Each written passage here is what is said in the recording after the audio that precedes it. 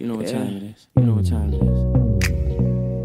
is. No scripts, no filter, no fear, no fear. We said what we said, and meant that.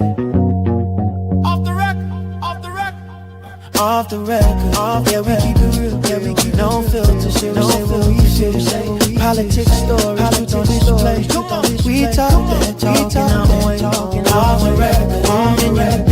And you got Foxy to Roxy, she go hard. I swear on everything that is exactly what he said right here in the studio. That is the funniest thing I have heard all week. Busy with the facts, she never knew. I said what I said, that's off the record. Come and catch the vibe. Where real ones talk and the truth survive.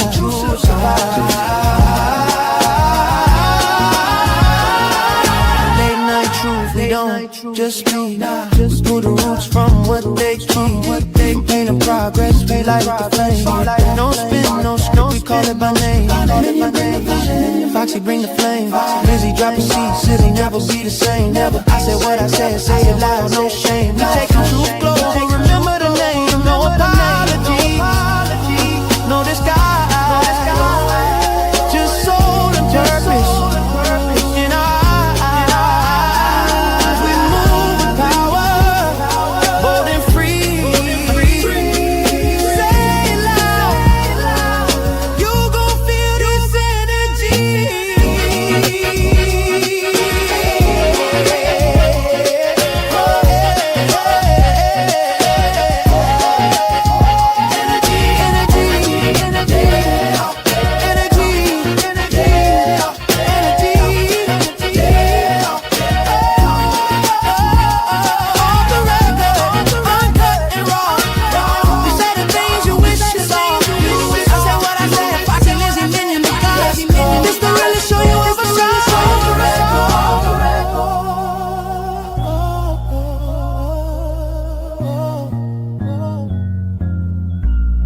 We said what we said. Off the record, off the record.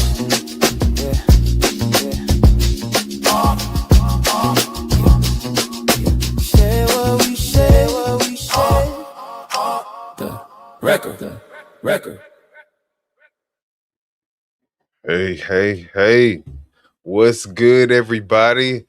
It is Off the Record, your boy, Minion with Opinion, aka Minion the God, along with my co-host. I said what I said. What's good?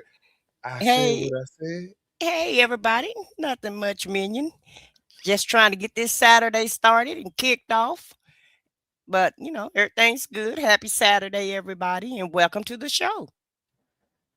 All right. Well, guys, we got a lot to talk about today. As y'all can see from the title, America is cooked at this point, and y'all see it is time for us to get ready. We may be going to war. I don't know.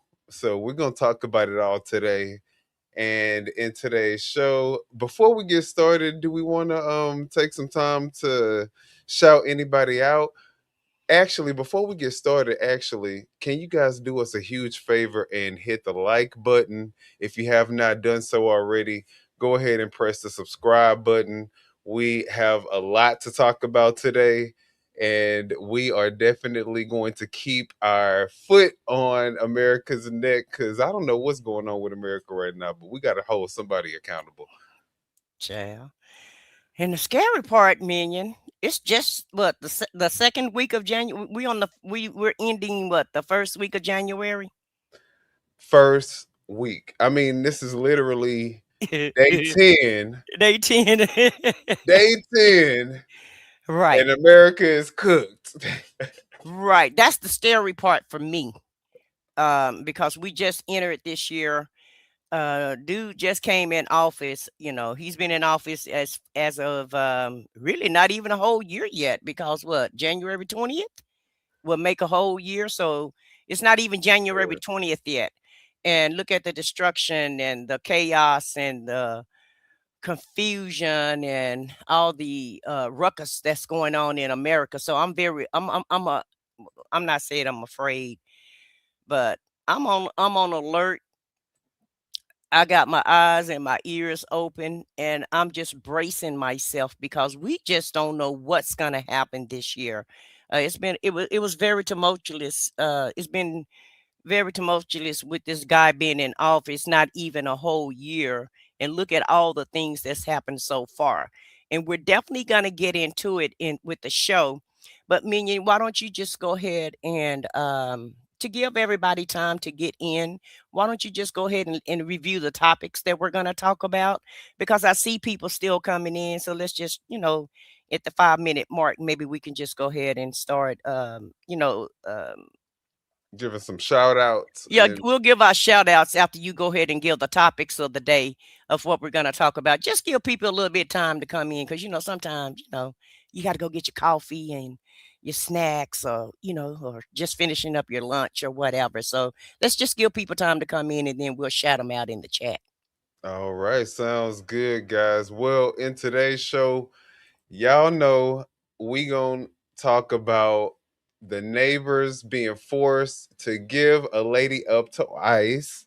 So we're gonna watch the footage of a actual like real life event that took place where a neighbor had to actually give up somebody running from ICE to the ICE enforcement. We're going to talk about some new ICE footage that was released regarding the Renee Good shooting.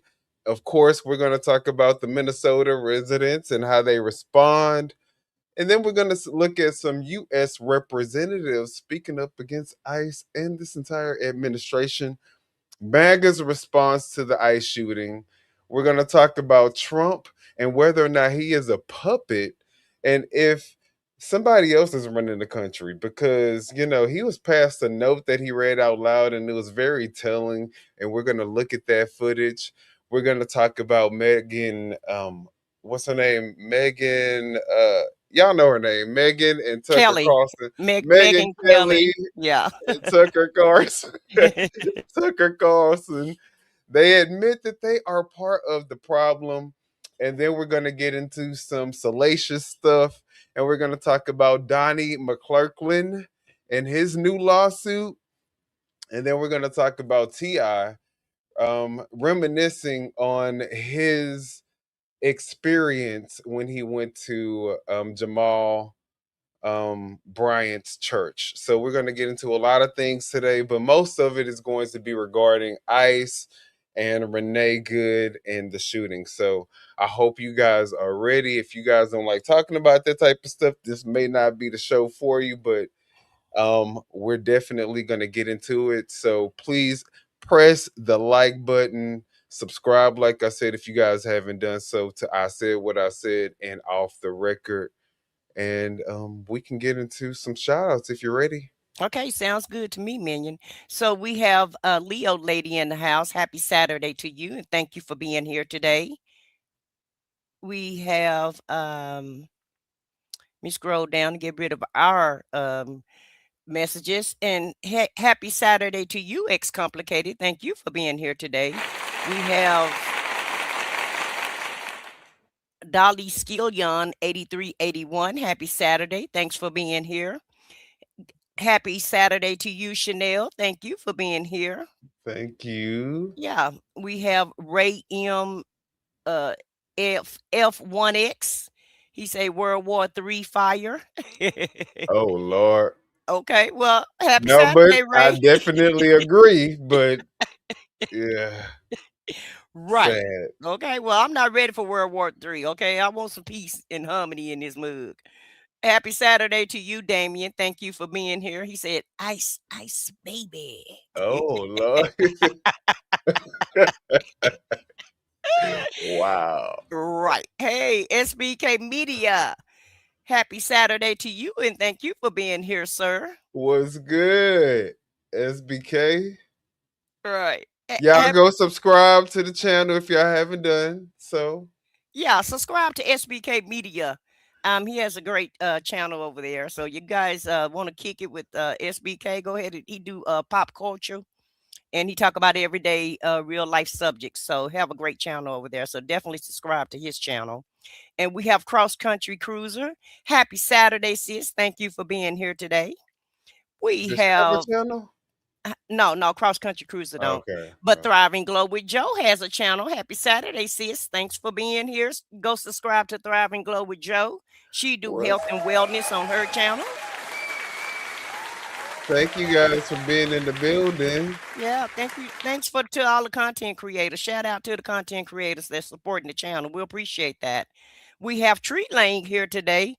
He said, "Don't challenge law enforcement. It won't end well for you." Ooh. I didn't Ooh. know ICE was law enforcement. I With guess we're minimum gonna training. find out today, huh? Y'all go FAFO with ICE, baby. That's what Treat Lane say. Well, happy Saturday, Treat Lane. And thank you for being here today. And we'll take that into consideration. We have It's Trav, 187. Happy Saturday, and thank you for being here today. He said we're gonna take Greenland, I guess. Child, I hope not. That's what they saying. I would rather my tax pair of dollars go somewhere else, but I mean, Well, that's the word on the curve, I though. guess we don't have a choice. Well, it's the word on the curve. Yeah, So yeah. it is what it is. Joe say, don't forget to hit the like button on your way in, and thank you, and please, and thank you. And we have Sue Werner here. She said, "Ice, ice, baby." So we got a lot of ICE supporters in here today. We have Code 338. He say, "What's in the woke libtard trash in this?" Well, stick around and find out, Cole. And thank you for being here today, and happy We Saturday. appreciate it. Yeah, we appreciate all our supporters, whether they agree with us or not. But everyone is welcome. Now, we do ask that you keep, let's just try to keep it cute in the chat. You can have a difference of opinion because, that's we don't care. You believe what you believe. We believe what we believe. But just, make sure you follow the YouTube guidelines and not, curse in the chat. That's right. So that we can hear your comment, because at the end of the day, we want to hear what the other side have to say also. So just make sure your comments are within YouTube guidelines. Thank you, please, and thank you. We have Thirsty Rabbit here. Happy Saturday. Thank you for being here. What's good, Thirsty? We have Mike Gray. He said, "Yeah, look at all the things I make more money he's getting rid of. All the illegals that shouldn't be here. Most of them are criminals, including the ones that just crossed the border illegally." Okay, Mike. Okay. Well, that's a I guess perspective. you done your research on it. Yeah. Well, happy Saturday to you too, Mike. Happy Saturday to Damien B2I. He say all this libtard sound like they've all leered in the learning center. Okay, well, hey, stick around. Did he mean learned, or I don't know. I don't know. We just can only read what they say. We can only read what they say, since they're so smart and everything, Yeah. Hey, happy young Rios. Happy Saturday, sir, and thank you for joining us today. He's Young Rios is a content creator also, guys. So go ahead and subscribe to Young Rios channel. That's what's up. We appreciate Yeah. all the content creators. Love it when we have content creators in here. So you have Fats O Big. He say, when we're a Muslim country, we won't have to worry about none of this stuff no more. Well, this is the United States of America, so we can't be a Muslim country. We whatever religion and faith you want to be, that's what the United States stand for. So it's a melting pot, so it won't be a dominant religion. Okay, it shouldn't be dominant anything. Everybody is everybody up in the United States of America. We got true believers in here. Happy Saturday. If you use your vehicle as a deadly weapon, chances are you're gonna get shot. Oh, okay. Okay. Well, hey. that's another way to look at it. We gonna talk about it all though. Yeah, we're gonna talk about it. True believer said what they said. Yeah. We got Pablo in the house. Happy Saturday. First thing we need to do is get Hitler out of here. Okay, Pablo. Pablo said we need to get rid of Hitler. I didn't know Hitler was around. Maybe it's Hitler Jr. or something. I don't know. We got Linda as front row here. Happy Saturday to you, Linda, and thanks for being here. We appreciate Linda and all the people. We appreciate everybody that showed up for us. We got Uh, some random guy speaks. MAGA for life. Happy Saturday, some random guy. Thank you for What's being here. good? What's Thank you for good? being here. Yeah. We got Daisy Freedom Fighter here. God bless Trump. All Us, right. my vote keeps on giving. All right, Daisy. We, Celebrate. we ain't mad at you. We Go got have a drink. yeah, Take a shot. let's have a toast, baby. We got Eve has many faces. Thank you for being here. Happy Saturday to you. We got lots of wiggles. Happy Saturday. What's good? What's good? What's good? Salty Colonel, Trump stay winning. Happy Saturday to you. We love it. We love it. Oh yeah, definitely love it. We got Seth. I'm gonna just say Seth. Happy Saturday to you, and thank you for being here today. And I'm gonna try to get through this chat. I'm gonna start reading you guys' comments. We got Phyllis Lopez. Happy Saturday. Thank you for being here. Mark 82nd. Happy Saturday. Thank you for being here. Thanks for being here, Nathan. We have Crack Lover One. Happy Saturday. Thank you for being here. Ernest Berry. Happy Saturday. Thank you for being here. X Shadow Hands. Happy Saturday. Ooh, whoa, X Shadow. X Shadow. I don't know if you heard my comment. I need you to follow the YouTube guidelines if you wanna you want your Oh, messages to come through the oh, chat. wow. Please follow the YouTube guidelines because we can't, we just can't do that. Okay, please. Oh, Still yeah. can't be silenced. Thank you for being here. Happy Saturday. 50 kg brain. Happy Saturday. And thank you for being here. Oh Lord, we got a lot of people in here. Thank you, guys. I think Yeah, this is wild. yeah, this is wild here. Truth Only is here. Happy Saturday. I don't even know if I spoke to Daisy. Daisy Freedom Fighter. Happy Saturday. Thank you for being here because I don't want to miss anybody. We got Rolf in the house. Happy Saturday, Rolf. We got Mark in the house. Happy Saturday. Jen, Joey, Dre, our wife. Happy Saturday to all of you guys. We got Charles in the house. Sheesh. And I know we got a lot. Listen, Linda. They came to hear us, Wow. and we'll appreciate all of this. We do. We'll appreciate your support. Now, make sure y'all hit that like button and make sure that y'all subscribe to our channels. Off the record, and I said what I said. Channel. Lenny is in the house. Marjorie is in the house. Truth Only is here. Linda is here. Happy Saturday to you guys. We got Captain Homer here. Happy Saturday, Captain Homer. What's good? What's good? Spencer, Dave, Tara. Not when. Look, he said when. When. Go back. Go back To who? the one you just clicked off of. I don't know. I don't know which one because I'm going so fast. Which one Oh, did you? okay. It What? says something about win, play dumb games, win dumb prizes, WHEN, dumb prizes. I'm like, these people here. Well, listen. Everybody entitled to their own opinion. Yeah, no, but at It's all least, good. spell check it before, you send Yeah. it out.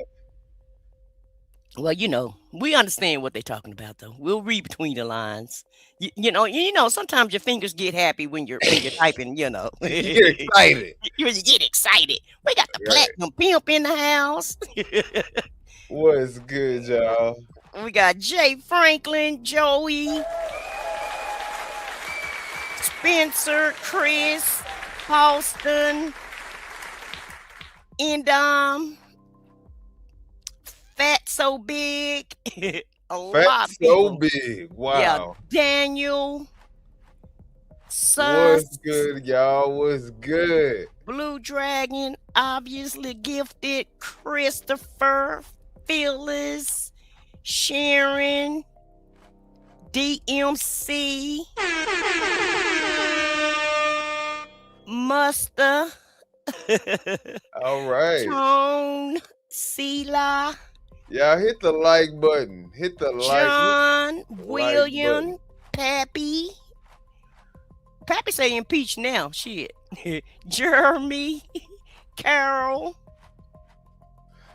Wow. All right, guys. All right. Well, let's get into it. Yeah, because we got so many people in the chat. It's going to take 20 minutes just to speak to everybody. So, hey, I tell you what, shout out to everybody that's in the chat. And thank you guys for being here. So, if we didn't highlight your name, we're sorry, but we have to go ahead and get started because the more names I put on here, the more people that's joining. We have about 500 people in our chat right now. Well, 400 people in our chat. So, we're not going to be able to get through all the names. But like I said, please follow the YouTube guidelines. Please do not attack our panel and do not attack each other in the chat. You're more than welcome to put your messages in the chat, but just make sure that you keep it cute. Don't attack anybody, but you definitely put your opinion in the chat because we don't mind.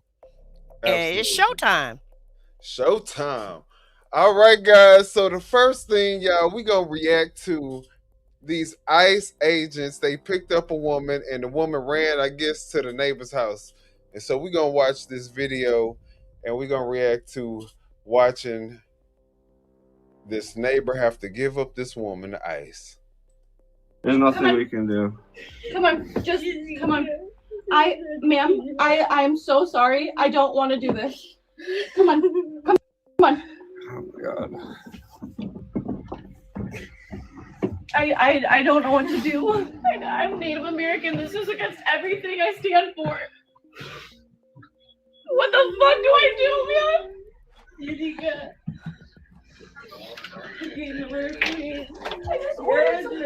I need you to come up. I'm sorry. I'm sorry. Ma'am, I need you. Come on. I can't.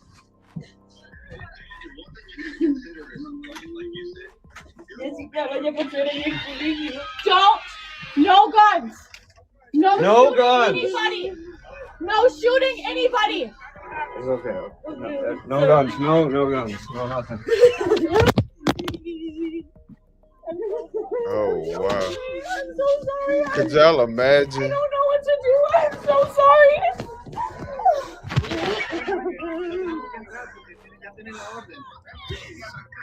I have TikTok followers. I have this going on my TikTok. I have 11,000 followers.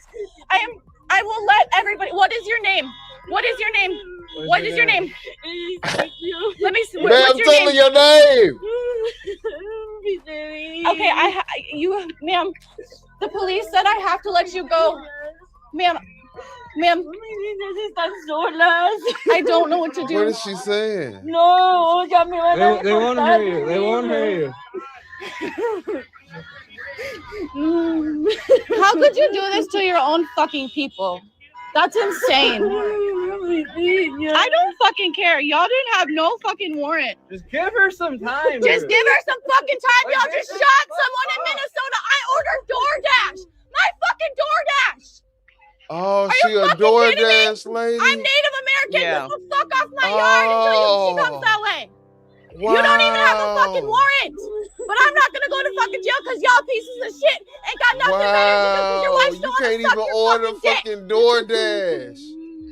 Yeah, and Joe is saying, pause it for a second. Joe is saying that her daughters are alone and her daughters are at school. So apparently she saw this video. But how despicable. The lady just trying to work. And see, the problem I have with this is Trump said that he want to get rid of all the illegal people that's criminals. I don't see nothing criminal about trying to work. This lady is just trying to do her job.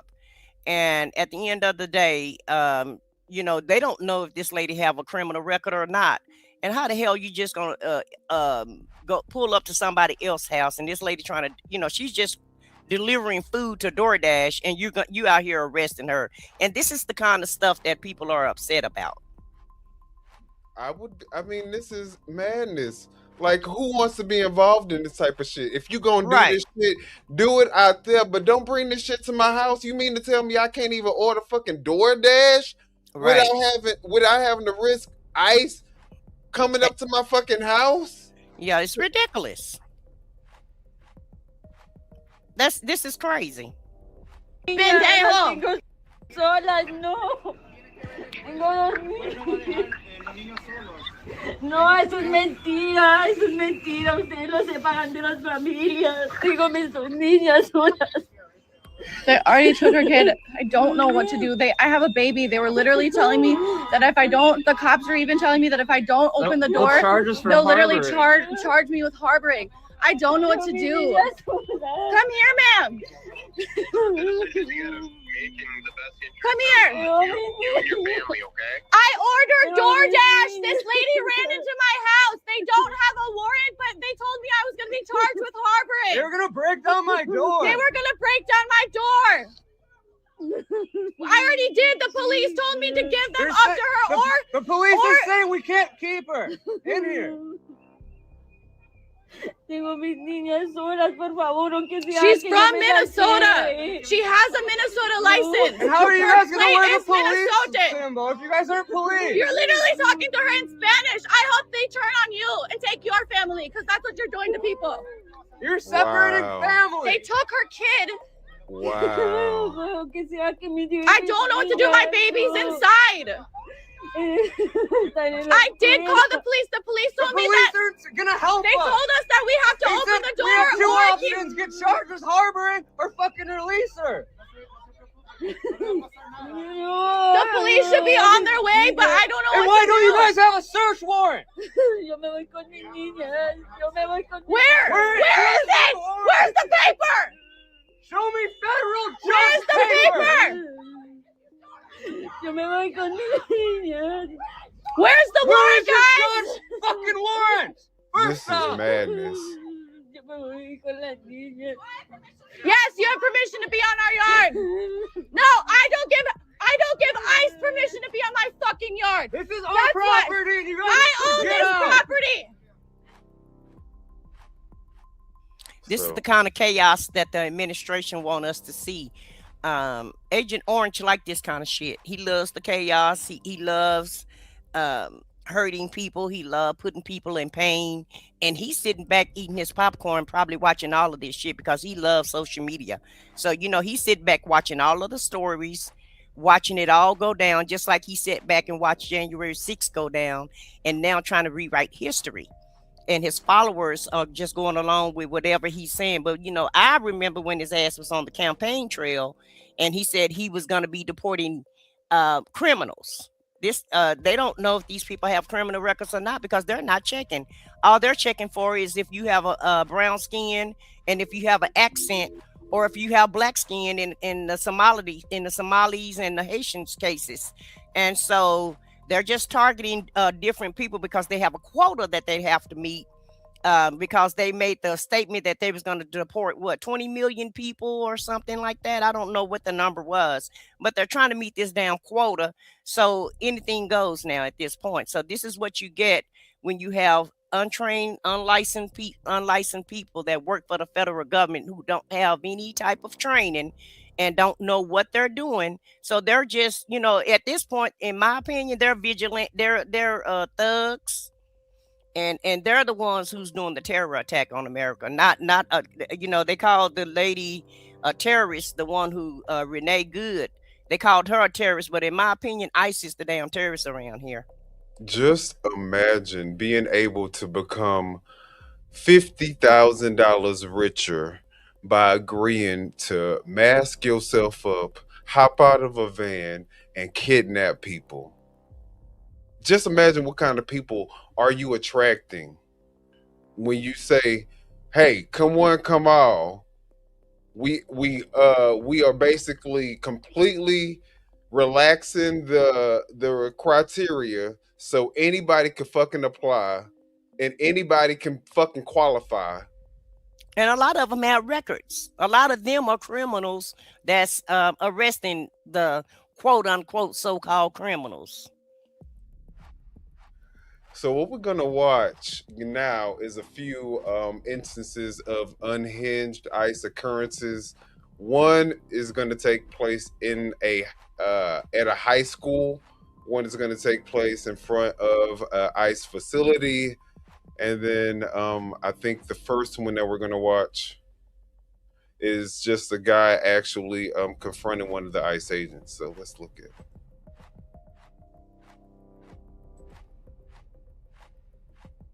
Well, Back up! Step back. She hit a vehicle. Stay back and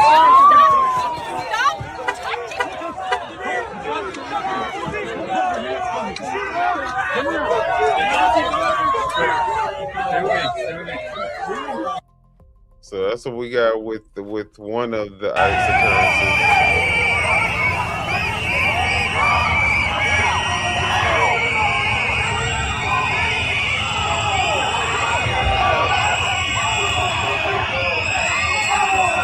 And this is ICE.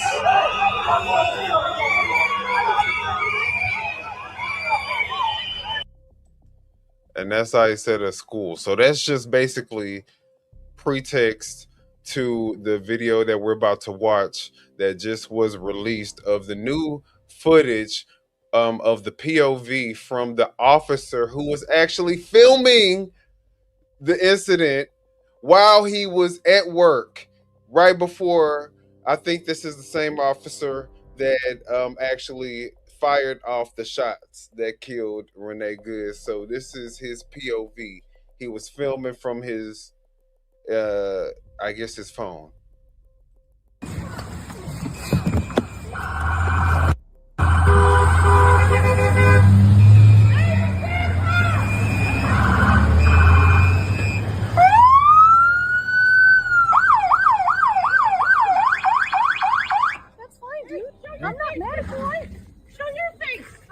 That's okay. We don't change our plates every morning, just so you know. It'll be the same plate when you come talk to us later. That's fine. U.S. citizen, former fucking veteran. You want to come at us? You want to come at us? I say go get yourself some lunch, big boy. Go ahead. out of the car. Get out of the fucking car. Get out of the car. Whoa!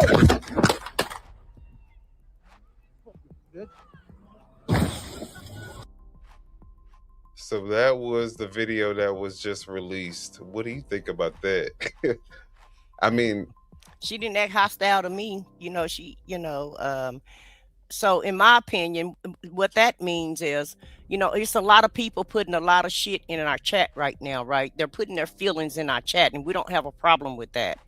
But I guess you can't say what you want to say to an ICE agent, And so, well, she didn't even say anything mean. She was like, "I'm not mad at you." Right. She said she wasn't mad, but the other lady told Big Boy to go have lunch, and I guess that was offensive enough for them to drag her out the car. Well, for them to try to drag her out the car, and since they couldn't drag her out the car and she was getting away, then he shoots her in the head. Right. And so that's to me, that's untrained. You're not trained to shoot somebody, and from what I understand, when somebody is trying to get away, you definitely don't fire your weapon. Our police had a problem. Have a bad habit of that also. Just because someone is trying to escape you, if they're not a threat, they don't have a weapon, and they're not trying to actually, pose a threat to them, just by getting away is not a threat to any officer of the law. Okay. Like I said before, you got facial recognition, you got license plate recognition, you have all type of technology to find these people. So why put yourself in danger and put the public in danger, as well as your suspect in danger, shooting at them just because they're running away from you? That is not training 101 in any type of law enforcement. In addition to the fact that this man, he was so unharmed that he was able to keep his phone and walk still around in his hand. Yeah. Recording. It didn't hit the floor because he was, bumped out the way or nothing. He still had his phone in his hand. My thing is, why is your phone in your hand while you're working? And we're going to talk about that a little bit later on anyway. But that's also another thing. Why are you filming while you're at work? And the whole thing about it is, I know we're going to talk about it later, but you had JD Vance and Fox News and MAGA saying that she's trying to hit this guy. Well, if she was going to try to hit him, she would have pulled forward. She wouldn't have turned her tire to the right and then tried to get away. She pulled opposite of him. So she wasn't trying to run over him. She wasn't trying to use the car as a weapon. She actually was just trying to get away from him. But of course, this administration wants you not to believe your true eyes. Don't believe what you hear, just believe what we say. And I mean, I'm gonna play it one more time before we move to the next clip, because I think that it's important that we actually, I mean, the woman was practically, you know, to me, very courteous, very nice, considering the circumstances. They're protesting against ICE. This is an ICE agent. She's not showing any aggression. She's trying to let people go around her. So let's just watch this video one more time, and then we're going to go to the next clip. Let's see.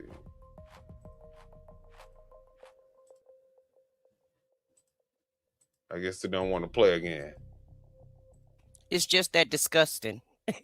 They said, nah. Let's move on. Okay, let's go. Keep going there. My dad fought in World War II, in Battle of Bulge. He'd be rolling in his grave to see what's happened in America now. And America needs to hold up a mirror to see what we've become. This is just so un-American to see Americans assaulting Americans like this. And these people here is what's America, protesting the brutality of what's happening in their cities and streets. And we felt, we'd never seen border agents before. We took the light rail down from downtown. We lived downtown. And we were trying to protest what happened yesterday, that bloody shooting, but then to see what border agents are like. And this is our first exposure to border agents. Pushed down the snowdrift. You know, we weren't part of anything, aggressively assaulted, and like, okay, that's what this is. That's what Border Patrol are. And they want fear. They want to project that intimidation. And that's frightening for all of America. Yeah, so that's what one of the families in Minnesota had to say regarding their experience. And then the Philadelphia sheriff actually shares her view on what's going on with ICE as well. So let's take a look at that, and then we can have a conversation. Good afternoon. I'm Rochelle Bilal, the sheriff for the city and county of Philadelphia. And I say her name, Renee Good. Renee Good. Renee Good. Renee Good. Renee Good. Renee Good. This should not have happened, but we're here today. Let know that law enforcement professionals, real ones, not the fake made up ICE, probably Trump's new army to attack citizens of the United States. Did you hear what I said? No law enforcement professional wears a mask. None. None. Those that come into our communities wearing a mask to commit crime, thank God for our district attorney, Larry Kraftner, who say he's going to lock them up. And I'm saying now, we are not going to whisk you away for them to hide your identity, because when you do it there, you're getting arrested there. No whisk away. No whisk away. To hide you. None of that here. Take their ass right then and there. Law enforcement professionals do not shoot at moving vehicles. I'm not saying fleeing, because she wasn't fleeing. She was getting out of the way. What did I just say? Law enforcement professionals do not stand in front of moving vehicles invoking an action that is illegal. No, we don't. And so we stand here today with all those who stand against the made up fake, what you can call ICE professional law enforcement. I don't call them none of that. I call them made up fake wannabe law enforcement, because what they do is against not only legal law, but the moral law. There you go. So I'm with the DA, and we will work with them. If any of them want to come in this city and commit a crime, you will not be able to hide. Nobody will whisk you off. You don't want this smoke, because we will bring it to you. Yes, that's sir. Right. And the fake, whatever they call them, because I can't say the name, but the criminal in the White House would not be able to keep you from going to jail. Whoops, there it is. Renee Good should be here today. And to her family, we are saying law enforcement professionals are not the ones here in this city that would do that. But here's the last thing that I would say. Law enforcement professionals around the country do their job. And we have been fighting for years to build that bridge between us and our communities. You have one negative nutcase that causes this problem, and now we all have to fight again to let people know law enforcement works with communities. These crimes would not be down if we didn't have communities work with us. Thank you. Did she just? Sis read them their rights. And I wholeheartedly agree. And that's just what I just said. You're not trained to shoot at somebody that's moving. You're supposed to try to diffuse the situation, not, exacerbate the situation. You're not supposed to do that.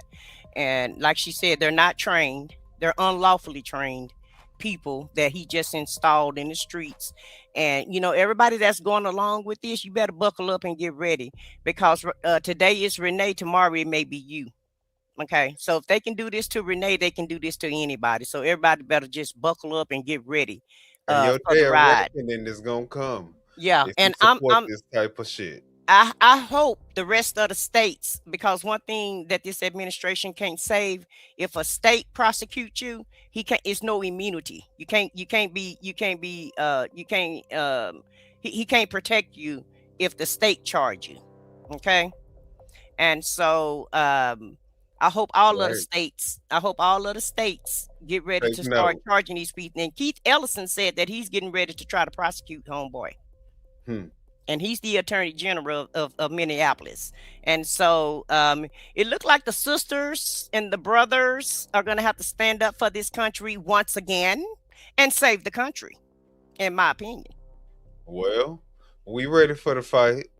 Trust me, he got the right ones when he thought he was messing with us. Right. See, he only getting the whitewashed version of an American what do you want to call it? I don't want to. What's the word I'm looking for? It's not. It starts with an R. It's a revolt. He got the whitewashed version of an American Revolution. Right. But when he starts getting us involved, because that's what he wants. He wants us to be involved because he think it's going to go a certain kind of way. He think he's going to be able to get that martial law the way that he wanted. But see, he got the right ones when it comes to us, because it's 2025. We're not operating on 2026. I'm sorry. We're not operating on 1960 mindsets. Right. Or 40 or 30 or 20. Yeah. He got another thing coming when he think that he about to start targeting us. So right. It's gonna be some. So we're gonna keep watching the whitewashed version of this revolution. Right. Because it's still making waves. Don't get it twisted. They still causing commotion. And we still gonna watch it. But he ain't ready for when we get involved. That's right. And keep in mind, we're paying for this bullshit. We're paying for this. These are American tax dollars paying we're paying for ICE to come rain down on our parade, to come and rain terror in our neighborhoods. So what Congress need to do, stop the funding, because Congress can stop the funding. So do your damn job, Congress. Do your job. Stop the funding, because they can stop all of this funding. They can shut all of this down if they want to. So don't let the House and the Senate tell you that their hands are tied, because they're not. Congress is who hold the purse. They hold the purse, not the president. The president make the law. The president make the orders, or he tells Congress what he want, and Congress just oblige. And the scary Republicans just go, oh, okay, Mr. President, whatever you want, Mr. President, we'll just do whatever you say do, instead of holding their own, instead of doing the right thing. And instead of trying to represent the people that put them in office, they're just going along with Agent Orange of whatever it is that he wants. But they can shut this down tomorrow if they wanted to. Let's watch these representatives basically also kind of give context and say what this really is about. This is the glove compartment of Renee Good. 37-year-old mom, 3 kids. The terrorist. She wasn't a terrorist. She wasn't a criminal. She was a mom. There's no weapon in that glove compartment. There's no knife, no gun, no explosive. Stuffed animals. Any one of us with young kids knows what that glove compartment looks like. It's a distraction device. It's a bribery tool. It's a way to keep your kids calm when they're acting out in the car. She had a baby to go home to. A 6-year-old who is now orphaned, who lost his father just 2 years ago. So you want to defend this? You want to defend the murder of this mom? You want to root on and cheer for her being shot in the face 3 times? Unfortunately, this is where we have been heading from the start. It was just a matter of time. When you hire masked thugs, of course, it's going to get increasingly horrible. We started with ICE agents chasing people through the fields and the factories where they work, deporting US kids with stage 4 cancer, pulling peaceful people out of their homes and cars by their hair. And now, shooting a mother and telling us, just like you told us on January 6th, don't believe your eyes when you see the video. Is this going to get worse? Of course it will. Bodies are piling up. Will Renee Good be the last mom murdered by ICE? We literally now have masked murderers roaming our streets. But we're not helpless. And if my Republican colleagues are going to do nothing right now, you better believe that accountability is coming. Here's what it looks like. The masks are coming off. Identification is coming out. Immunity is going to be stripped. And to Kristi Noem, Tom Cashbag Homan, and Greg Bovino, your asses are going to be in these witness chairs. The job we have on this committee is to keep Trump out of our streets, out of our homes, and out of our lives. No policy matters to anyone on this committee if you can't protect your people. So people like Renee Good, an American citizen, a mom, doesn't get shot 3 times in the face. So she can go home to her 6-year-old child. And so we can go back to the country I know we are. All right, guys. And then also let's take a look at this from Rep. Moskowitz as he talks about Kristi Noem and Pam Bondi. This is the person. This is the person who within minutes of the shooting, went on TV and called it domestic terrorism. What is she, hiding her face like her ICE agents now? She can't show her face either? By the way, is this what the $800 billion went to? Every day we see her after there's some new tragedy in Homeland, she's wearing a different outfit with a different hat. I mean, come on, guys, she looks ridiculous. She's not just an embarrassment to the country. She's an embarrassment to you and the president. Okay, she deserves to be removed from her job by the president, and if not impeached, not just for her complete failures in Homeland, but her destruction of FEMA. She's not even running the department. You guys know this. You guys know she's not running Homeland. Your governors and you all, when you need your FEMA money, you don't call Noem, you call Corey. You know she's not running the place. She's a complete and utter embarrassment. By the way, every Homeland Secretary has come in front of this committee once a Congress. I'd like to know the date she's coming. When is she coming? When is she coming? By the way, do you know Pam Bondi has not come in front of this committee? Do you know she's the only secretary to not appear in front of a committee yet? When is she coming? What's the date on the calendar that she's coming? You know what? Let's make it easy. I want to make a motion to subpoena Pam Bondi. Second. To this committee. How much are we going to... The gentleman is not recognized for that motion. However, the chair will advise as to the Attorney General coming for, as they do routinely. Mr. Chairman, thank you. But where is the Attorney General, the only secretary to not appear, okay, in front of a committee? The only one. We're into year 2 of this Congress, and we've not had the Attorney General in front of this committee.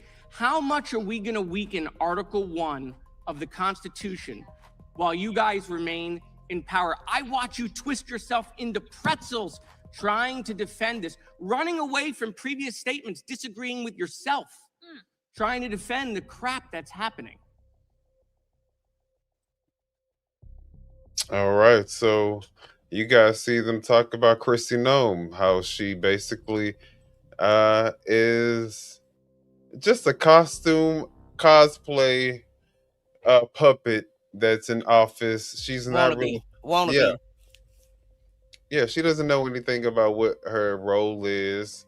She just gets in front of cameras and spews the script that she's been given, because obviously none of them know anything about an investigation. How the hell is she gonna get her ass out on and do a public press conference talking about a shooting that hasn't even been an investigation to?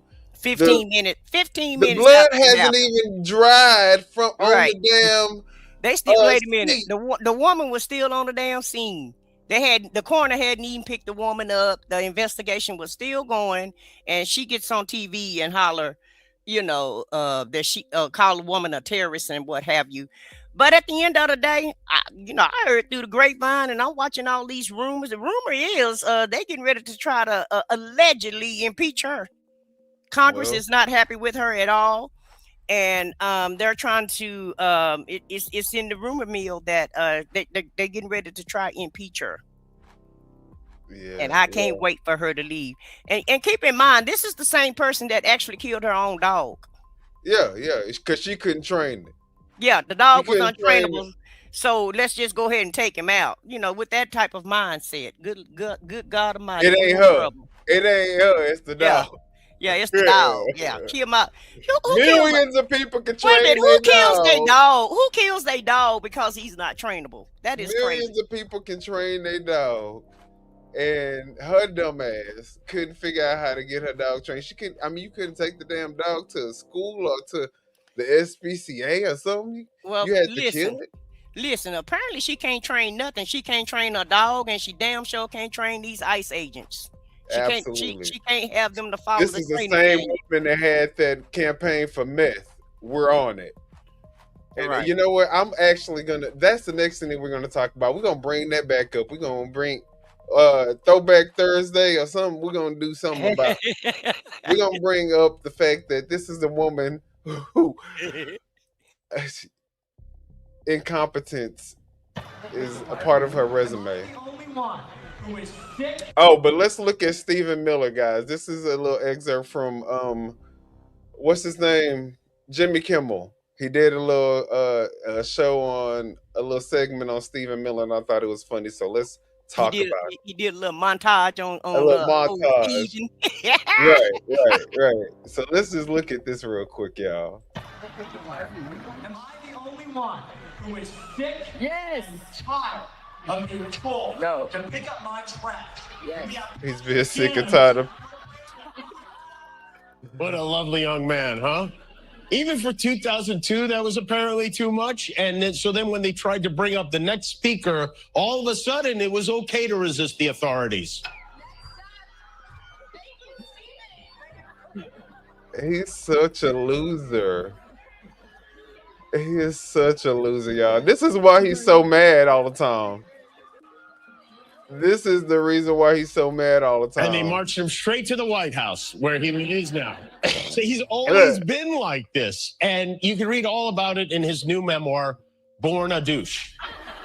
But he looks like, hold it. That's the end of the clip. That's the end of it. But he looks, this. I'm not trying to be racist or anything, but he looked like somebody from overseas, don't he? He kind of reminds Like me a of Russian.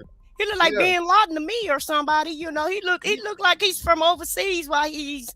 Yeah, he looks like he definitely not of American descent. Yeah, I think they need to check his DNA and see where he come from. Just like we need his birth certificate. Just like they call for Obama's birth certificate, we need Stephen Miller's damn birth certificate to find out where he from.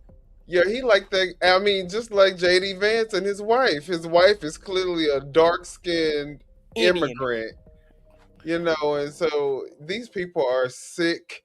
But guess who? Hold them up. The reason why they target the audience that they target is because they understand the feeble, small-minded capacity of these people who, as long as they hear the buzzwords, white supremacy, and all the other stuff, they're going to abide by whatever it is that they tell them that they need to do to uphold that agenda. So whether or not they really believe in white supremacy or not is irrelevant. They know that the lowest IQ people are the ones who will also follow the ideology of white supremacy blindly and will make it logical, make up any type of excuse to affirm the actions to, at the end of it, pretty much, promote white supremacy. So, but hold on, Minion. At the end of the day, guess the guy that shot Renee Good, guess what type of wife he has? What kind of wife? His wife is Asian. See, that's what I'm saying. His wife is Asian. Trump is a descendant of an immigrant. Let me find that clip. I'm gonna find that clip so you can Trump bring it up later is on. a descendant of an immigrant. He didn't marry an American because he don't like American women. He wanted a Russian woman. He got a Russian woman. He basically, so these people are basically shitting on these people, and meanwhile, the hypocrisy is crazy. Yeah, they are lining their pockets like they have never ever been able to in history, off of the dumb, low IQ people that support this bullshit.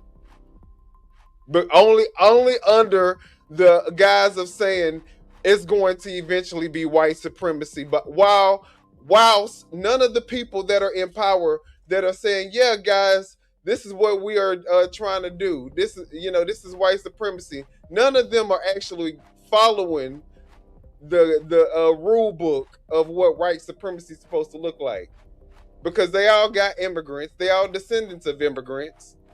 And they are playing in these white supremacists' face because they know that these people have built their wealth, generational wealth, off the backs of black slaves. So they know that they can't really get the money out of the black people. But these white supremacists, they can suck them dry because this is what makes up the most of the wealth in the country. This is how they're able. This is the reason why in this moment, the largest transference of wealth has taken place in America, because these white supremacists who have accumulated all this wealth over generations are willing to buy into this idea that there is going to be white supremacy at the end of all of this. You ready to see his wife right quick? Let's see it. Okay. Hold on, let me bring it back, and then let me share it for you. So this is who's going around killing immigrants. Meanwhile, he married to a whole immigrant. Okay. Give me 1 sec here. The ICE agent who fatally shot protester Renee Nicole Good in Minneapolis is a Trump-supporting Christian and war veteran who has a Filipino wife, according to family. Jonathan Ross has been identified as the agent who opened fire on Good on January 7th after the feds allege she tried to mow him down with her SUV on the suburban street.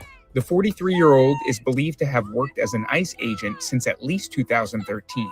Based in Minneapolis full-time, he is a member of the ICE ERO Special Response Team, a specially trained tactical unit, law enforcement sources told the Post. As anti-ICE protests erupted across the country in the wake of the shooting, the agent's family rushed to his defense, telling the Daily Mail, "You would never find a nicer, kinder person. He's a committed, conservative Christian, a tremendous father, a tremendous husband. I couldn't be more proud of him," his dad, Ed Ross, said. The Iraq war veteran married his wife, who hasn't been identified publicly, in 2012. Ross's dad said his son's wife was a U.S. citizen, but wouldn't say how long she's been in the country. In the past, the wife has shared photos on social media of herself posing alongside a U.S. Border Patrol helicopter. The details on Ross's background emerged after it was revealed he had had a run-in with an illegal immigrant in Bloomington, Minnesota last June that saw him dragged 100 yards during a traffic stop, and he was hospitalized with significant injuries to his arm and hand, requiring 33 stitches. Resurfaced Ring camera footage originally obtained by CBS WCCO reveals what happened during the incident, which happened on June 17th in Bloomington, Minnesota. Roberto Carlos Munoz, the illegal immigrant from Guatemala with a lengthy rap sheet who dragged Ross, was arrested and charged with assaulting the officer and was convicted by a federal jury. In regards to the latest incident surrounding Ross, DHS Secretary Kristi Noem said he had acted in self-defense and was justified in opening fire, and that Good was part of a mob of agitators attempting to thwart ICE's efforts in enforcing President Trump's immigration crackdown. The shooting poured gasoline on the long smoldering tensions between federal immigration agents and protesters who have fought back, at times violently, against the presence of agencies like ICE enforcing the law in their communities. So he's had a history. Yes. Shout out to New York Post for that clip. Wow. Yeah. And that's what I'm talking about. Everybody have an immigrant at home, but they want to target other immigrants. Right.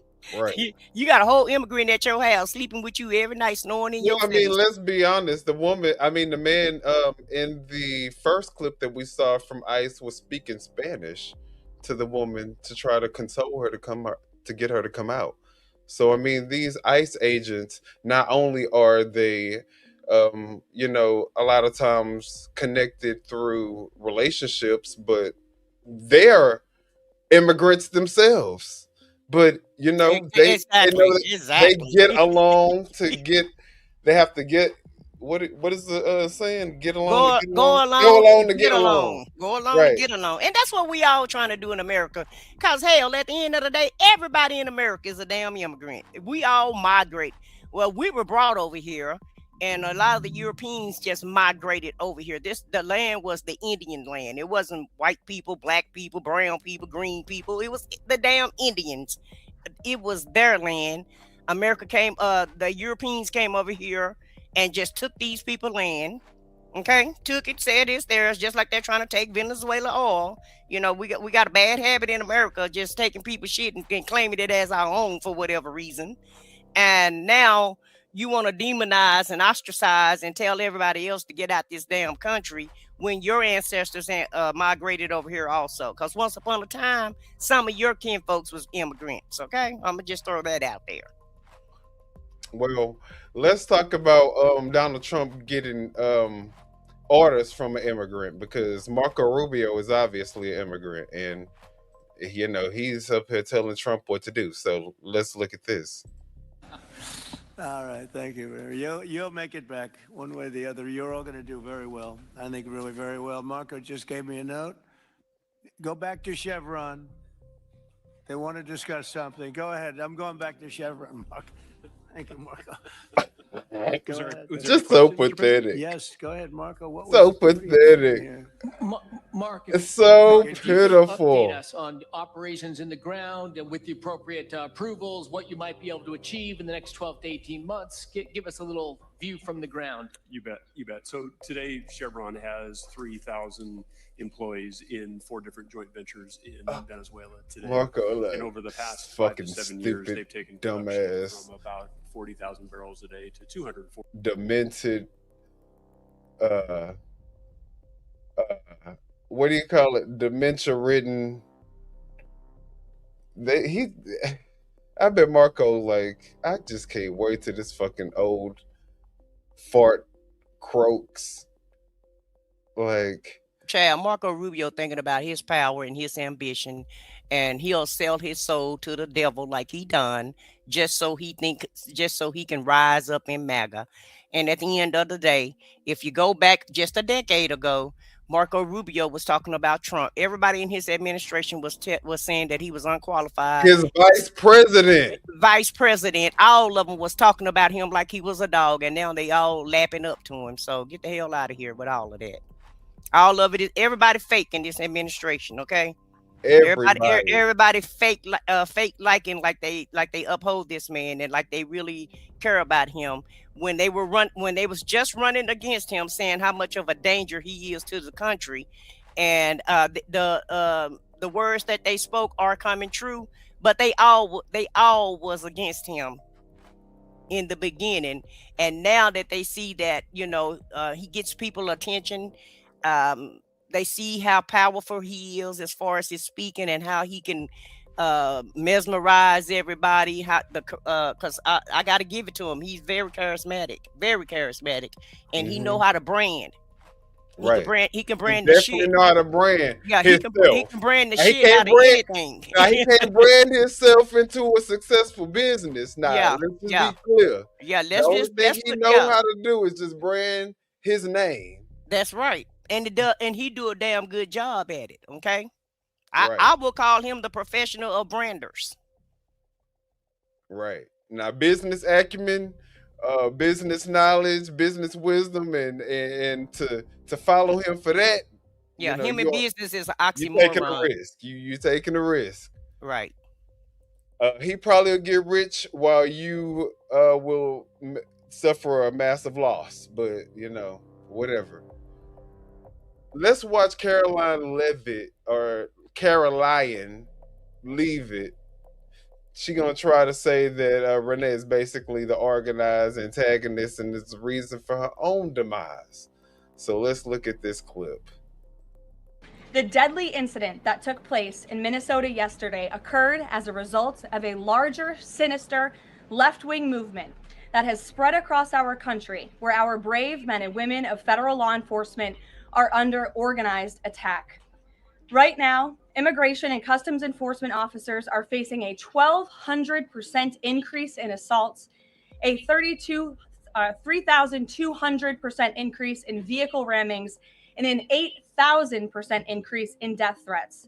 ICE agents are faithfully enforcing federal law to protect the safety of the American people by removing criminal illegal aliens from our country, which is exactly what nearly 80 million Americans elected President Trump and Vice President J.D. Vance to do. Radicals in the Democrat Party are furious over this. They don't want our border secured or criminal illegal aliens being removed.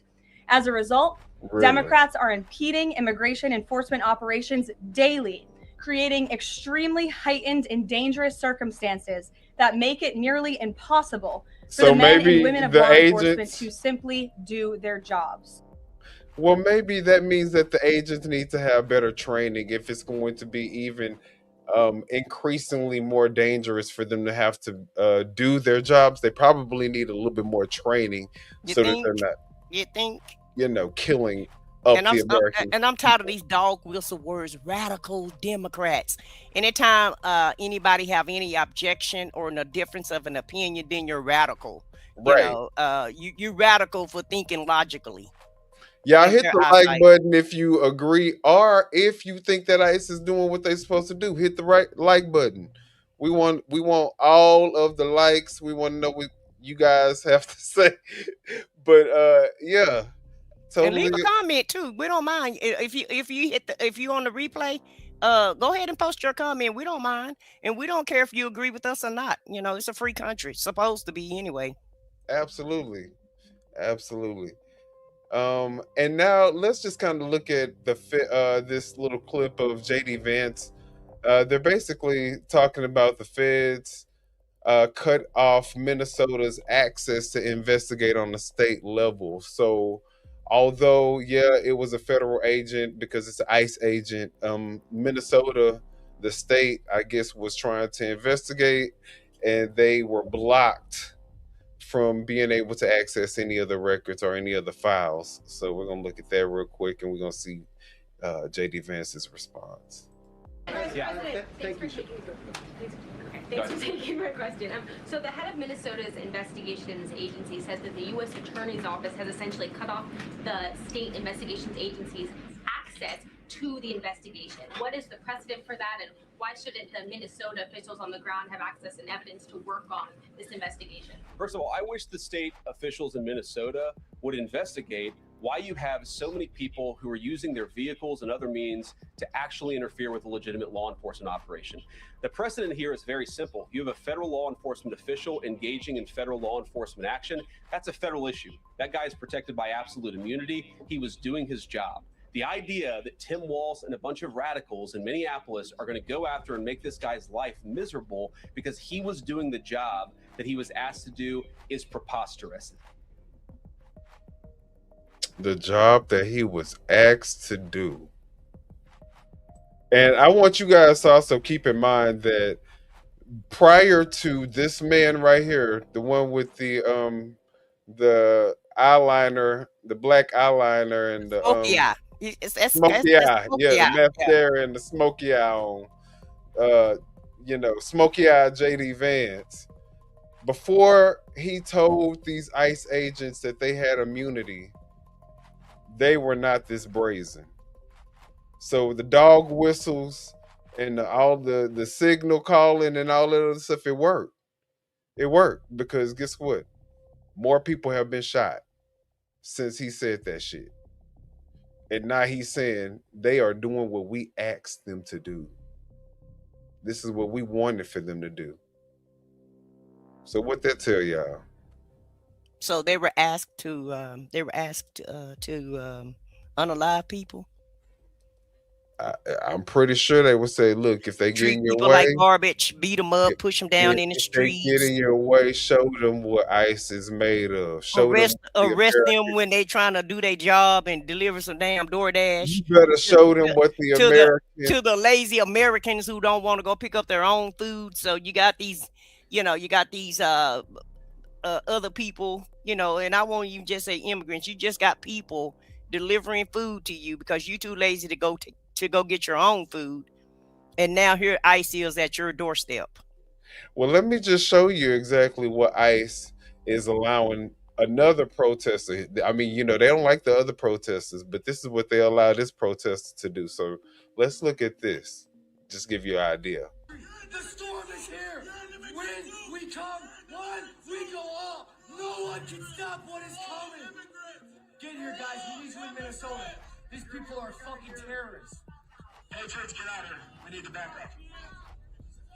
And all you liberal commie motherfuckers, keep your hands to yourself or you're gonna get hurt today, all right?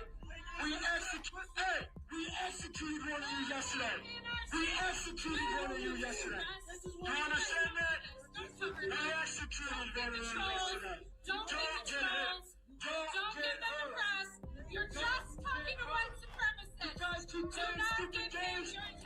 Do not give them attention. You guys keep getting stupid games. You're gonna keep getting stupid. You keep playing stupid games, you're gonna get stupid prizes. Hot damn. So, but look what they're creating. Look, you see what's boiling up and what's being created with all of this crap that's going on. Because you do have some people that's unhinged, that's drinking this Kool-Aid, right? he will be the main one that will go out in public and just unalive a lot of people. You know, this Under is the the prime, guise under the of guise of a cult. right, of trying to be, uphold the American, Un-American. yeah, Yeah, because to me, MAGA what MAGA is un-American. ideology. Yeah, they're un-American. They don't believe in laws unless they don't believe in anything unless it benefits their side, no matter what happens. Because I remember when MAGA was asking for the Epstein files, they was just totally upset about the Epstein files. And all of the MAGA pundits that's on social media, they're all doing infighting now. Everybody going against each other now. They're all fighting. And I guess they're gonna all take each other out. I guess, I don't know. I mean, that actually takes us into this next clip that you have brought to my attention, where we have Megyn Kelly and Tucker Carlson admitting that they are part of the problem. So and also too, let me just say this.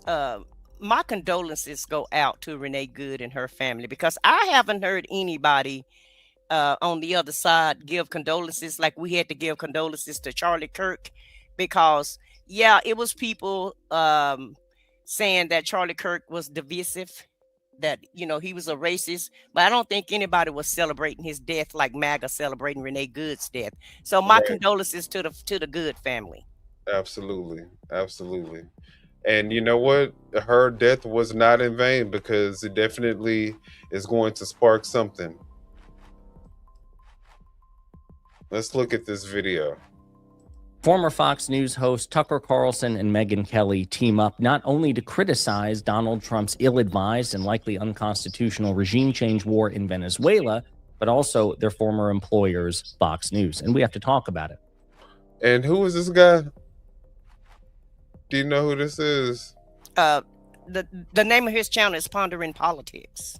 Okay, Pondering Politics. This is where we got the video from, guys. So y'all, if y'all haven't done so, y'all can also follow them as well. Thank you for releasing the video and giving us the commentary, because he also adds a lot of good context. But before we do, if you end up liking this video and you want to support the channel, I should have please just be let sure to him hit the have like, that. subscribe, and alert bells. There you go. All right, folks, this is a bit of a follow-up to a previous video that we did a day or two ago about Megyn Kelly, because she criticized Fox and Trump. It's a breath of fresh air when they do that. But Tucker Carlson, who has similar sensibilities to Megyn Kelly on a lot of issues, you're talking about double the infernal far-right, star power here, so to speak. And when you have two right-wingers nominally aligned with Trump this big going after Trump and Fox, it's just chef's kiss. And interestingly, Megyn Kelly and Tucker Carlson seem to admit that they were part of the problem. Well, look, we were, in a way, a part of that during the Iraq War. Yeah, I know.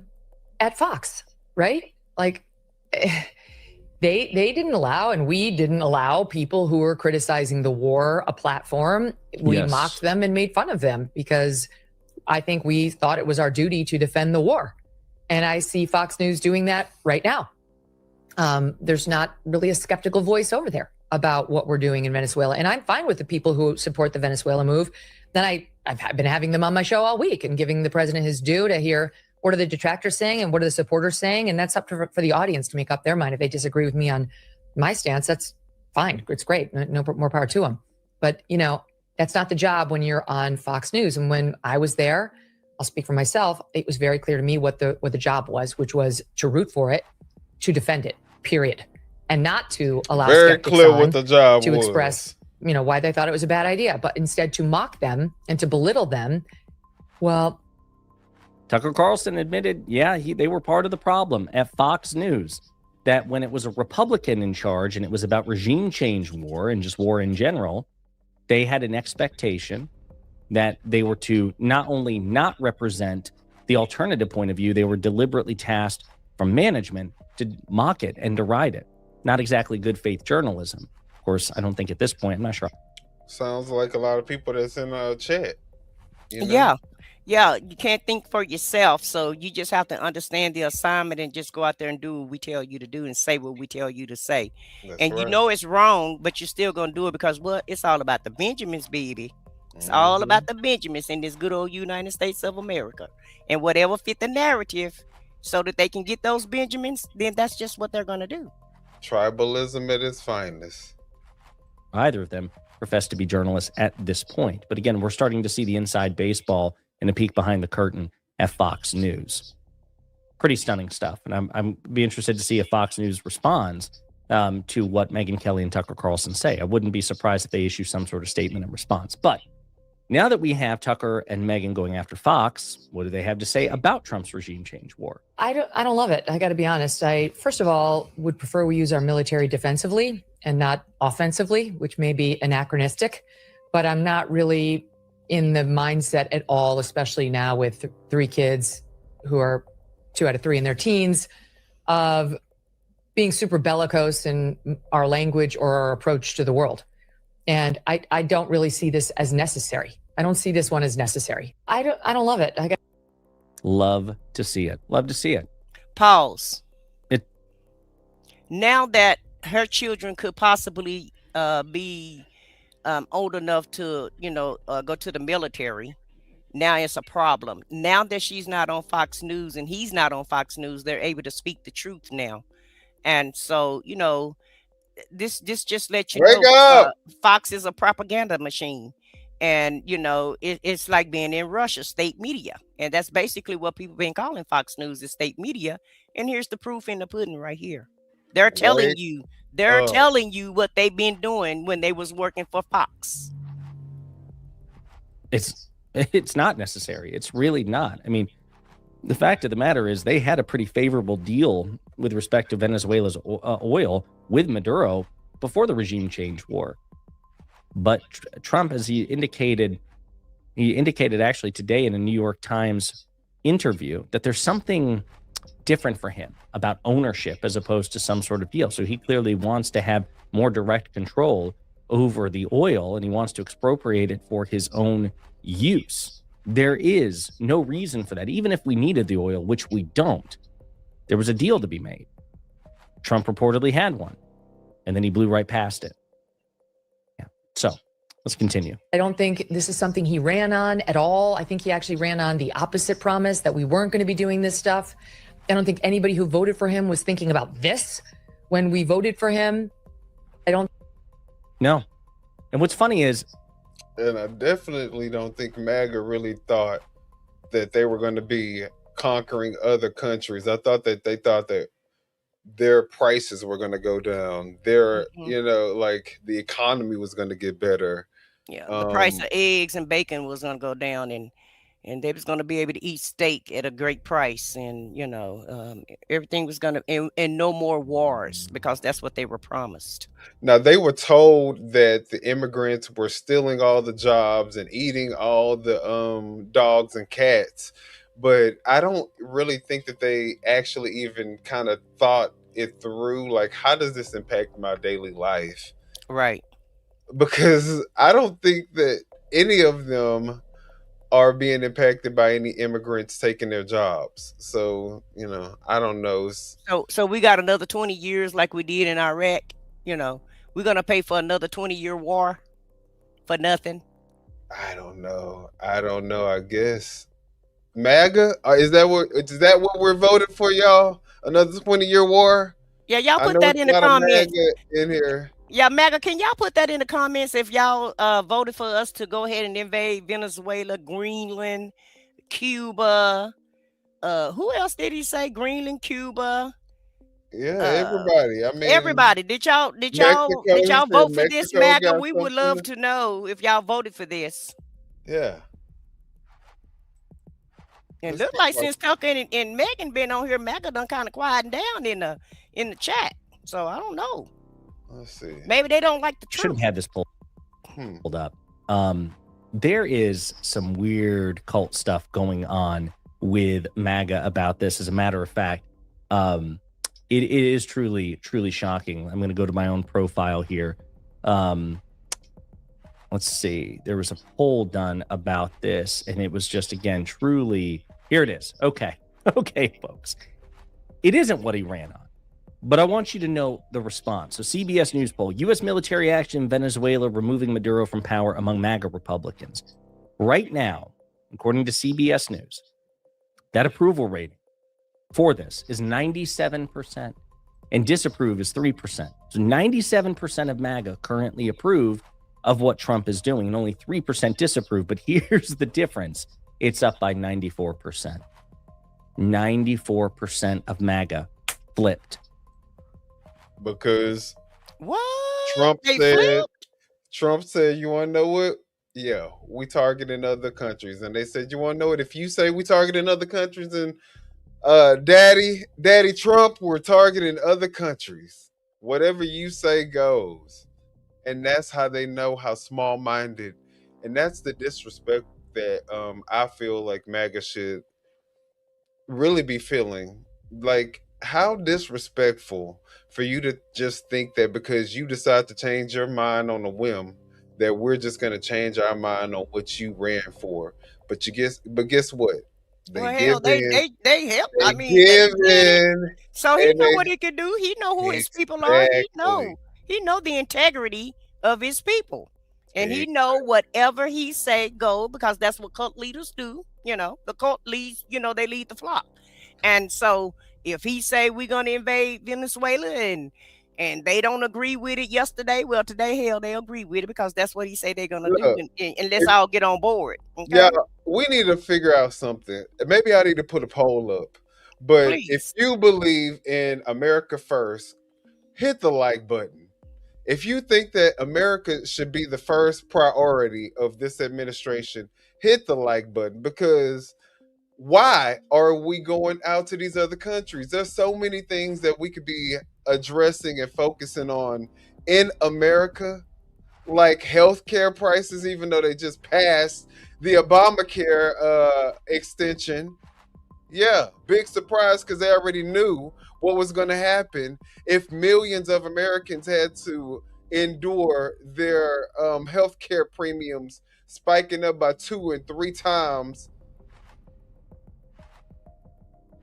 and people had to get out for healthcare. So, big surprise, the Republicans didn't have any type of other alternate plan, so they had to go ahead and extend the subsidies.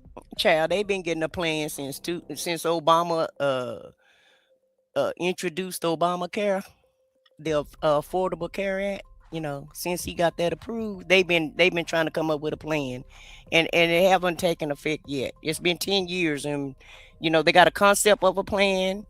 They have some talking points of a plan, but they don't really have a plan. So now the House went ahead, remember that shutdown that we had? And, we shut down for what, 6 weeks? Because they didn't want to go ahead and approve the Obama subsidies. Right. So now the House approved. How about the House approved the subsidies yesterday? That's what I'm saying. They went ahead and voted for it. They just approved the subsidies. We did all that. The Republicans did all that for nothing. For nothing. Because they had no plan in place to replace the subsidies, and they could not even, how would they be able to run this election this year if they had people paying 2 and 3 times their premiums this year? They wouldn't have had any chance of being able to win any elections. But of course, the Senate got but the Senate has to vote on it, and we'll see what the MAGA senators do. And MAGA, if these senators don't approve these subsidies, make sure y'all vote them out of office. I feel like we need a whole big change. We really need to change Congress, because these people are not working for us. They're working for themselves, in my opinion. They're working for their cult leader, and on the other side, they working for corporations and donors. They're not working for the American public. So there, I said it. Well, my thing is, they keep saying that the ACA program and these subsidies is such a failure, and there needs to be so much reform. However, they had time. They were even out. They stopped the government. They paused the government. They put it on shutdown. but yet they have not come back with any type of alternative. They too No busy type on of Grinder. They reform. don't have time, baby. They too busy on a Grinder app. Too busy on Grinder. Yeah, they You ain't got know, time for that. they can't actually talk about the real shit that really affects American people on, everyday people. So Allegedly. Right. Let me put my Allegedly. all right, let's keep playing our guy here. Between this poll and one of the last ones on Trump's regime change war in Venezuela. He campaigned against regime change wars. MAGA opposed regime change wars. And as soon as Trump changed his mind on it, so too did MAGA. Again, another poll, and I think this one's from YouGov. Yes, economist YouGov. Look at that spike of MAGA. Now you see a bit of spike from all of the relevant parties, which is insane. U.S. adult citizens, independents, Democrats. But look at this friggin' spike from Republicans. Stunning, right? They were the party allegedly less inclined towards regime change war. And simply because Trump has deviated on it, they're running straight forward. We've just never seen anything like that in a political movement. But I digress. Let's continue to hear from Megyn Kelly and Tucker Carlson. But obviously, we can't go around invading Greenland. We can't go around invading any countries. We can't go invade Cuba. He mentioned them. We can't go invade Iran. We cannot go invade Colombia or just kick the guy's ass, as Trump is saying, and not expect any negative consequences to us. Exactly. You cannot expect any negative consequences. But Trump doesn't. Trump is under this notion that might makes right. And because the United States is the mightiest military power, there can be no backlash whatsoever. But the United States was the mightiest military power when we invaded Iraq and Afghanistan. And look what happened. And people say, well, that's different. Look what we did with Maduro. Okay, yeah, we steamrolled Iraq, which had like the 5th or 6th biggest army in the world at that point, in a matter of weeks. And they had a home turf advantage. The problem came afterwards. It wasn't the military, it wasn't the United States military going head to head with Iraq that was the issue. We crushed them. It was the occupation of a hostile area, the insurgency that plagued the United States for years, for decades. Having all our fucking soldiers out there. Thousands upon thousands upon thousands of lives. Tens of thousands of lives in Afghanistan and Iraq, as far as like Afghanis and Iraqis. So yeah, Trump has no conception of that. He claimed he used to, but does no longer. While we're on the topic of Megyn Kelly, she also had a conversation with Glenn Greenwald, who is like this right-leaning libertarian who's also now publicly criticizing Trump and MAGA over their 180 on regime change wars. He also says openly that we need to nurse Venezuela back to health before there can be an election. So we are there to get the oil. I don't know what the U.S. oil companies are saying about this. We searched but didn't find anything explicitly. And now instead of, focusing all of our efforts on nursing the United States economy back to health, we're going to be nursing Venezuela back to a place where we can trust its elections. We don't know when they're happening. Sounds like a total shit show. And again, none of this is particularly surprising because Trump was always a hypocrite. Trump was never particularly principled. So this was never outside the realm of possibility. But people like Glenn Greenwald, people like Dave Smith, people like Megyn Kelly, people like Tucker Carlson, regurgitated that shit. And it's really embarrassing. It truly is. Now that they're getting fact-checked in real time, it's definitely, I appreciate it. I appreciate any sort of internal fighting and call out among the MAGA base, because to the extent that this will weaken MAGA at all, and I don't think it will substantially, it's only going to come from when the call is coming inside the House, right? MAGA doesn't give a damn what liberals or progressives have to say. They hate us. They might listen when people like, again, Megyn Kelly, Dick Fuentes, Candace Owens, Tucker Carlson, Ben Shapiro, like the major influencers. And right now it's Megyn and Tucker who are leading the charge within the MAGA coalition as far as influencers are concerned, calling this shit out. And again, as a cherry on top, also spilling the tea about their former bosses at Fox News. In the meantime, let me know what you think in the comments. All right. What you have to say about that?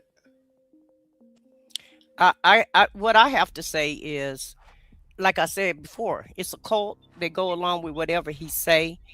And I guess kudos to Tucker and Megan for calling out the truth for a Right. change, you know, For coming to the light. for coming to the light, you know, Right. and really telling the American public what's really going on. And I don't think that they're going to change the minds of anybody. Right. I just don't. I just feel like, you know, the only way that people's minds are going to be changed is when it hit home. Okay. So when it hit home, because it's going to hit home, it's going to hit home, MAGA. Trust me when I tell you that. And so once it hit home, then that's when they'll start changing. Just like the Epstein files. You know, he campaigned on that and did everything he could to try to keep the files from coming out. Even kept 1 million files away. They mysteriously found, you know, with the Right. files, Right. you know, missed the deadline of when he's supposed to produce the The files. So best investigative organization. right, right. And so, like I said, when it hit home, that's when minds will be changed. And some people are Yeah. changing. Some people are seeing the light, because let's just keep it real. Everybody that voted for him don't uphold everything that he does, like no one does. Even when we vote for our president, you know, we vote for the things that's best for us. And some things they do we like, and some things they do we don't like. Nobody is gonna go in there and do 100% of what you like, right? Right. But right is right and wrong is wrong. And when somebody is wrong, they're just wrong, and you got to call out the wrongness. You do. You just have to call it out. And so, you know, now we're under the guise of living. You know, what's right is wrong, and what's wrong is right now, and what's Right. left is right, It's and the what's right is Twilight left. Zone. Yeah, we're like in a twilight zone, and in the ecosystems that we have to deal with. You know, they're, you know, Megyn Kelly and Tucker Carlson just told you, hey, it's an assignment. We had to do what they told us to, we said what they wanted us to say. What We we had was to told go to along say. to get Right. along. Absolutely. And really, that's what the national media is now. So now, you know, you have people on social media having to try to, you know, put the truth out there.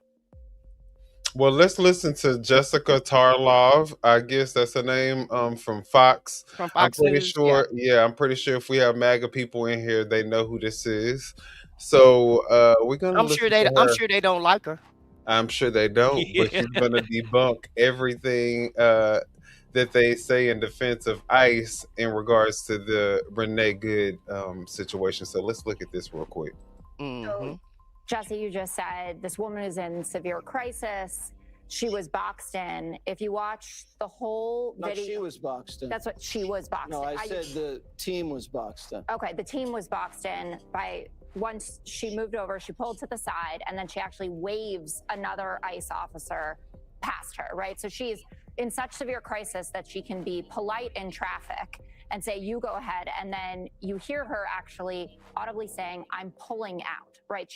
She signals exactly what she's doing. She starts to move forward, and everyone should go and watch. The New York Times has about 3.5 minutes of footage coming from every angle. And this is what they brought up to President Trump when they were meeting with him last night, when he said, you know, the officer, the brave officer, and after he tweeted, it's hard to believe that the officer is alive when he walked away completely unscathed. We can see that on video as well. But the footage contradicts the administration on almost every level of what they've said. Renee Good waving the vehicle by. The officer was to the side of the car when he drew the gun. He leaned over the hood for the first shot. You can see that on the angle too. That he fired 2 more shots at arm's length on a 90-degree angle. And it almost doesn't matter, actually, what she was doing, because she didn't have another weapon. According to DOJ policy, which they should be in compliance with, it says deadly force may not be used solely to prevent the escape of a fleeing suspect. Firearms must be discharged at a moving vehicle unless a person is threatening deadly force by other means than the vehicle, and no other means of defense exist, including moving out of the path. He could clearly move out of the path because he did, and that's why he was unscathed in this. I don't know why it wasn't good enough for Secretary Noem or the president or the vice president to say, this is a tragedy, we need to investigate this. And not only do we need to investigate it, we need the FBI to work with local officials on the ground in Minnesota, which apparently they do not want to do. And Governor Walz was talking about that as well. That would have been the responsible thing to do here. And talking as if there is no potential that this officer is at fault with what happened, feels like you're getting a little bit ahead of your skis, especially when there is so much footage that contradicts the story that the administration is giving. Hello. So, did she not just kind of break it down? It clearly, the woman was so polite, so nice, so courteous as to try to allow everyone to go around her before she decided to go off or, drive off. And then as she was trying to allow people to go around, they get out their car and try to tell her to get out. And she's like, nah, and I ain't doing that because I don't trust you. So But she Agent, backed but up. but Agent Orange said he was in the hospital. Yeah. No. That's what I'm saying. She backs up, turns her wheel The opposite way. in no direction towards the guy that was in front of her, which he could have at that time when he saw her back up and saw her turn her wheel, knowing that she's about to drive off. Not even she's not driving off in his direction, but she is about to drive off. He could have just backed up. Right. And then the part that get me is, the president of the United States gets on TV and say he hope the guy is okay because he's in the hospital right now. And the guy just walks away. You see him walk away, clearly walk away. Nothing wrong with him. She didn't even escape his his pants. He's so unscathed that he had the ability to talk about fucking bitch. Right. And so calmly. Like, it wasn't like he was, hurt or anything. He was like annoyed. He was annoyed at the fact that he just had to discharge his gun 3 times. Right. It wasn't because he was distressed. So, I mean, y'all do with that information what y'all want, but it ain't looking really good. Right. Don't look good at all. But, hey, if they say it's right, it's right. If they say it's right, it's right. That's what Christie said. Let's look at a former. Christie said his life was in danger. Everybody say J.D. Vance said his life was in danger. And Agent Orange said he was in a hospital and he hoped that he's okay. So, it's okay. It's right. Let's watch what a former FBI agent has to say in response to what ICE did and what J.D. Vance's response to ICE was, because maybe he can give us a little knowledge. And Smokey I didn't even like MAGA. Now he trying to be MAGA. That's Michael Feinberg, former special agent in charge with the FBI and an MS Now national security and intelligence analyst. This is very different from the videos we've seen before. What do you see from an investigative standpoint? Frankly, law enforcement officers overreacting to what admittedly might be some sarcastic and lightly combative civilians, but I don't see a situation that would require the application of deadly force. The reason law enforcement officers are supposed to be vetted before they join and the reason they go through extensive training is that 2 of the qualities you need to exhibit the most are emotional maturity and an ability to keep your cool. And getting heckled, getting videotaped, anything related to those 2 activities, that's part of the job. Somebody filming you on a cell phone and giving you sass is not a threat to your life. It's not even a threat to your safety. It's a minor annoyance at best. And I'm also really curious, why on earth is a law enforcement officer filming an interaction with a civilian on his cell phone? They're not influencers. They're not social media posters. If you're there to do a job as an agent of the federal government, do the job. You don't need to be making content in the midst of it. Presuming they believe that this may support their argument that there was a reasonable belief, a justifiable belief on the part of the ICE officer that he was in danger. Do you see that? No, I don't. And look, J.D. Vance was admittedly in the military, but he was in civil affairs. I don't know that he has any familiarity whatsoever with law enforcement procedures. And as far as I know, prior to becoming president, Donald Trump actively avoided all forms of public service whatsoever. So I'm quite sure he doesn't understand what goes into a law enforcement tactical decision. These are people who, not just reasons for propriety, but also for reasons of ignorance, really should not be commenting on any of this until there is a thorough, objective investigation. Wonder if, Michael, you see anything in this that people who are trying to figure it out, it might give them more insight. And again, we don't know who it came from, but somebody calling her an effing B. Well, we know from other videos that was an ICE officer who did that. Look, this is the height of unprofessionalism.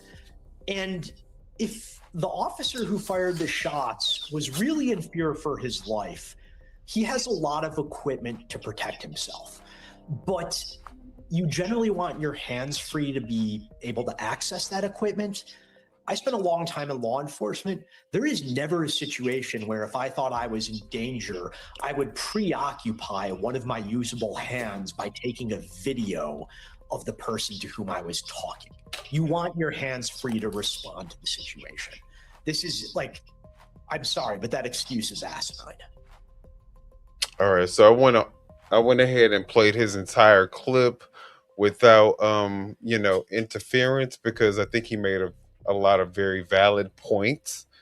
One that he ended with is the fact that why would you preoccupy your hand with a phone if you feel like there is a situation where you're about to be in imminent danger? All right. Why are you filming it? Why are you filming it? And you're supposed to be working. Not only are you preoccupying one of your hands, but you're also preoccupying your capacity, your mental capacity to be able to respond appropriately if the situation escalates to a point where you have to respond immediately. So this is the exact thing that I think most people are looking at now, especially with the release of this new footage that is coming straight from the person who is the alleged person who shot the fired the fatal shots. This is what you were doing. And the woman, prior to you firing these shots, says she's not mad at you. She was very amicable. And then you ended up ending her life. So I think it was very important to include context with this person. Right. What are the commenters saying out there? I know they saying everything. They saying everything. Any and everything stupid. They saying it. Typical liberal propaganda. It's all propaganda. Even though we're showing you clips and facts, and it's not like we're making any of this up. We're showing people from Congress. These are not our words. These are people that's directly involved in the investigation or non-investigation. Because if it was so, in my mind, if it was so righteous and everything was done with such precision and all rules and laws was followed, why did the feds come over and take over the investigation and won't let the local Minneapolis police have access to the evidence? That's exactly what I'm saying. But if everything was done on such a great, on such a moral and everybody followed all the laws, and this guy dotted all the I's and dotted the crossed I's, all the T's.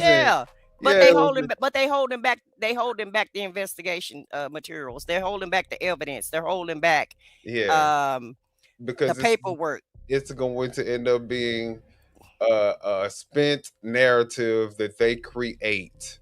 Shit, they created the narrative within 10 minutes. Right. Like you said, the lady blood wasn't even dried in the street yet before they came up with a narrative. And they're going to have full control over the narrative. So that's why they're not going to allow Minnesota any access to the files, because then they won't be able to actually come out with the truth. Well, thank God it was other people there filming from all different angles, and the Minneapolis police can actually do their investigation from some of the camera footage that caught it on film. And they still can go out there and they can check the vehicle out. They can do it's several things that Keith Ellison, aka the Attorney General from Minneapolis, is going to do, and let's hold homeboy accountable. If the woman was such an unlawful, if she was in the unlawful act and defying all these, orders and laws, and she's a terrorist, And then there should be request. no reason. Then all the evidence should show that. And there should be no reason to hold any of the evidence back from a state official, a city official, any official who's looking to investigate this. And for this case, they should all have access to the files, because everything that you're doing should be on the up and up. There shouldn't be anything that would come out with anybody else looking, or and these aren't regular civilians. These are law enforcement agencies that are looking into these files. So why hide them? But And you want to know what? and you know what I want to know? Like in the comments for MAGA, why do they just spew insults instead of giving us facts? Oh, They, well, I mean, they want they're us gonna do to. their job though. Now, Yeah, at yeah, the yeah. end of the They day, never they give got you a any job to facts. do. It's always They got input. a job to do, so they gonna stay on their job. And you Okay. want to know what? This is the best that they can do. They on assignment. They on assignment. They know the assignment, and they on assignment. But Oh, if y'all okay. can do us a huge favor and y'all can press that like button, and if y'all haven't done so already, make sure y'all subscribe to Off the Record. Make sure y'all subscribe to I Said What I Said.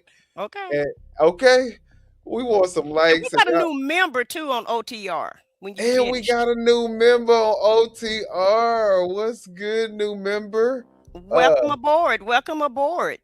Can we bring them up on the screen? Let me see. I don't see if you can bring them up on the screen, because I don't see them anymore. But shout out to the new member. Oh, here we go. Okay, Sid Side Life. Life. Welcome in, Side Life. Yep, 365. All right, but yes, now, guys, we are about to get into some stuff that a lot of you guys have seen, I'm pretty sure. Donnie McClurkin, and we're gonna it's gonna probably evolve into a conversation about the church and the Black community. It's gonna evolve into that type of conversation. So if y'all are interested, y'all stay with us.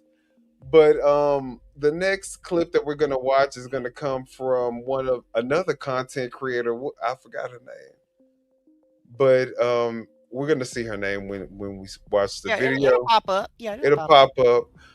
But we're gonna go ahead and watch. She's gonna go through the court case, and we're gonna end up having to pause and read some of this stuff because she ain't gonna want to read it out loud because it's just that salacious, y'all. So I hope y'all ready for this part of the live, and let's get into it, I guess. Yeah, I see it. This video. What's up, you guys? It's Layla Lynn back with another Layla video, Lynn. and this is crazy. If this is the first video of mine you're watching in the new year, welcome to the new year. It's a new year, but the same old stuff. If you haven't heard, which I'm sure you have, Donnie McClurkin is being accused of SA and a lot of other things by a man by the name of Giuseppe Corletto, who used to work with him. He worked with Donnie McClurkin for several years, and the entirety of this relationship actually was roughly 12 years starting in 2003. And you can see here we have a copy of the complaint, and the nature of the action, when you get into the details, it's bad. It's bad. I can't even read this thing out loud, like not all of it, because it's too descriptive, it's too graphic. And if things like this type of discussion, triggers you, I would advise.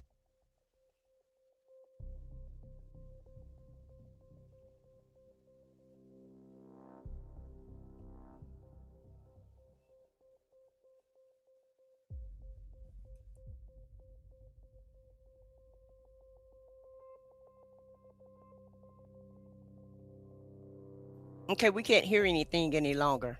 Oh, I'm sorry, my bad. I had myself on mute, y'all. My bad. No, but I was Okay, so saying, roll it back so we can hear, but when you start the documents, because that's when it stopped playing. yeah, I just stopped it so I can read what it says right here, because she doesn't want to read a lot of this stuff, y'all, because it is very salacious. But it says the complaint is based on the sexual assaults and rape that plaintiff suffered at the hands of defendant Donald A. McClurkin Jr. throughout the United States, including in the state of New York. So we're going to talk about it. And the plaintiff name is Giuseppe Carletto.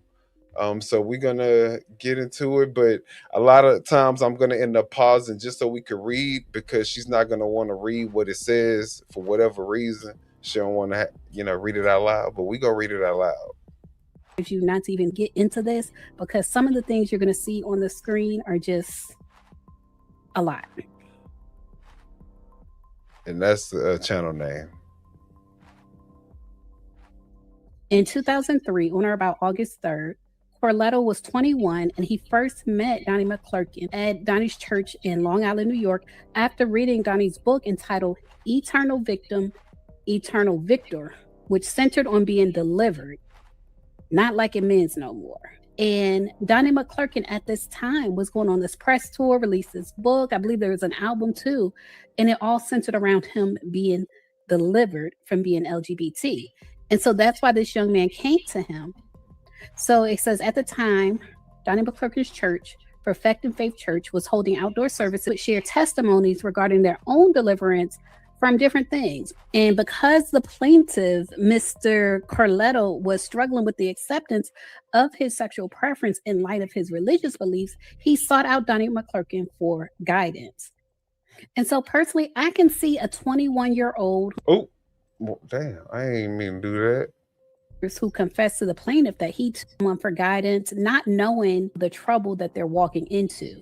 If they're quote unquote struggling with something, and then they're going to someone else who says they're delivered, but really they're quote unquote struggling with the same thing. At 21, I could see where the person wouldn't see that they're walking into the lion's den. They wouldn't see that because they're too young to see that. They say shortly after, one of Donnie McClurkin's ministers, who confessed to the plaintiff that he too was struggling with his sexuality, began persistently contacting the plaintiff, showing up to his home unannounced, and even making advances toward the plaintiff. And because of this harassment, the plaintiff, who had at this point only attended Donnie McClurkin's church for about 3 weeks, started missing church services and thought about leaving the church altogether. And that probably would have been the best thing for him to do, because I feel like this is when he started seeing like behind the curtain. The reason I tell y'all don't put people who are in positions of power on a pedestal, when you see behind the curtain, it's a mess. When this started happening, the plaintiff received a call directly from Donnie McClurkin, where Donnie McClurkin reassured him that the harassing minister was being dealt with, and that this was a test from God, and that the plaintiff had passed the test. So you see the mental manipulation starting right there. It started very early, but with this person, this young man being so young, he couldn't see it. And so they developed a mentor-mentee relationship, and eventually Donnie McClurkin offered Giuseppe Carletto the position of executive personal assistant, and the plaintiff accepted. And so now he is fully in a position of power. Donnie McClurkin is fully in a position of power, because not only is he his mentor, now he has become his employer. Normally in these lawsuits, when I say the plaintiff and then the defendant will normally be the individual and the companies they own, like whatever company he was officially employed by. Normally it would be listed there. So I found it interesting that it was not listed there. If any one of you watching is an attorney, can you tell me the legal strategy? Why are his companies not listed when all of this has to do with working for Donnie McClurkin? Right. In any case, he says during his time as Donnie McClurkin, that is pretty weird that he's suing only Donnie McClurkin in his personal capacity and not the business that employed him. Right. So that's suspect. McClurkin's personal assistant, they engaged in Pray the Gale Way spiritual sessions, during which Donnie McClurkin and y'all can read the rest. Let me make it nice and big because some of this y'all just gonna have. All right, let's say during plaintiff time as defendant, McClurkin, personal assistant, they engaged in pray the gay away spiritual sessions during this, which the defendant groped plaintiff's genitals, all without his consent. Plaintiff struggled to process these incidents of sexual abuse as the defendant was both his mentor and his employer, making it difficult for him to speak out about the abuse that he suffered. During this time, defendant McClurkin would set up scenarios with plaintiff and other men, much like the aforementioned minister, framing them as tests from God to see how plaintiff would react. One such test came when plaintiff and defendant were staying in the Atlantis something. Okay, so we read To that. read for yourself.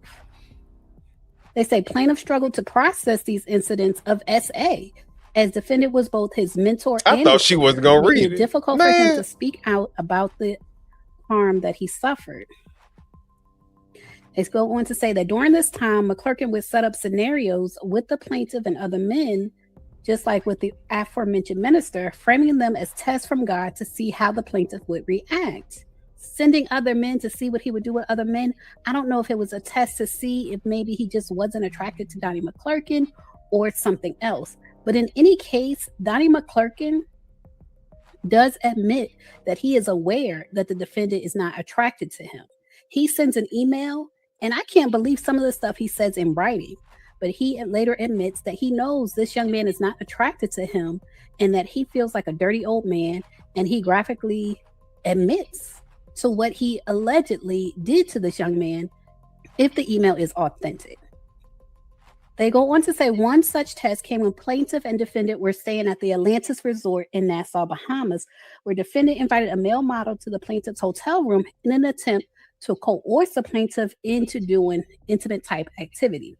Now, the rest of this lawsuit, I want to be clear, like I said, it goes on for about 12 years where the relationship continues. He continues in his employment.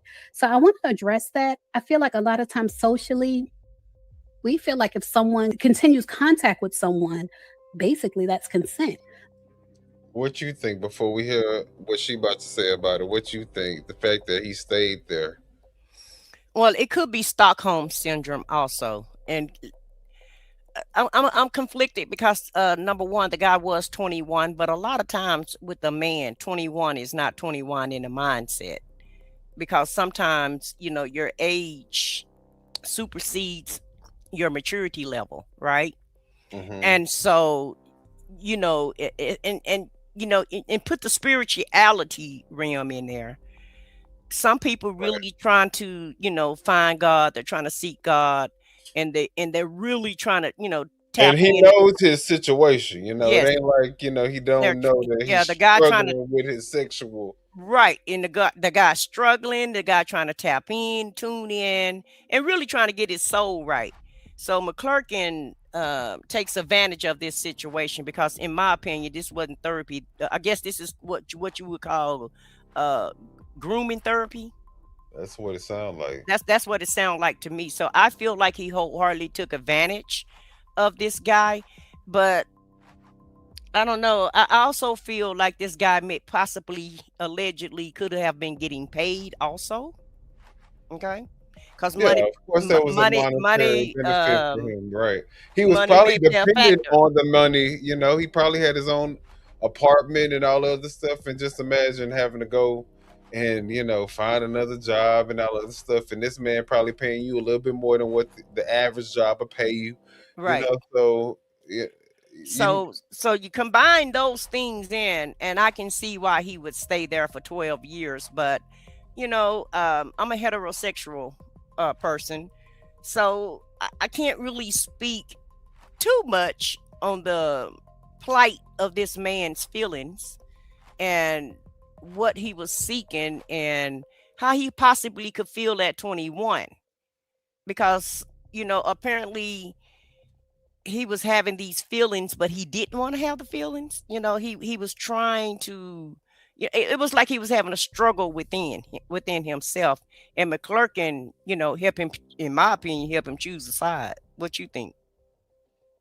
I mean, I don't even know what side did he ultimately decide to go with. Is he still messing around with men, or did he is he delivered? Well, for 12 years, McClurkin picked a side for him, made him making an executive decision. That's what I'm saying during this time By frame. taking advantage Yeah, of, I don't know what's going on with him today, but McClurkin helped him make an executive decision of which side he was gonna, you know, go for. For sure. So you know, with McClurkin being in the ministry like he is, that was so wrong of him to do that, because whether the guy was struggling with his sexuality, or whether he was just struggling, you know, with trying to be straight, no matter what the struggle was, it's not Donnie's job to take advantage of him. So I no matter what the situation is, no matter which way, what problems this guy was having, this guy was looking up to him, because that's what we do. We look But up you want to to know what? we look You up know to them, not for them to take advantage of us. You know what this remind me of, though? What?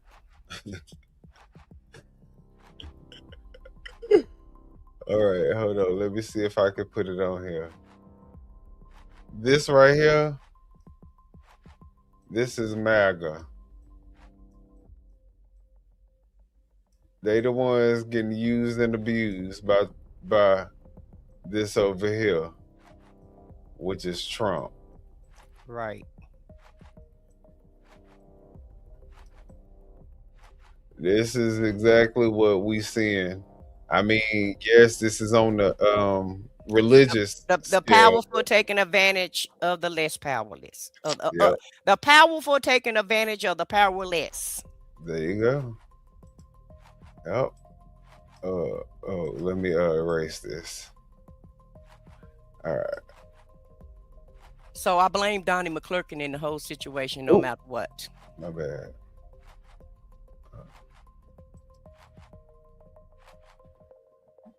What's up, you guys? It's Layla Lynn back with another video. McClurkin does admit that he is aware that the defendant is not attracted to him.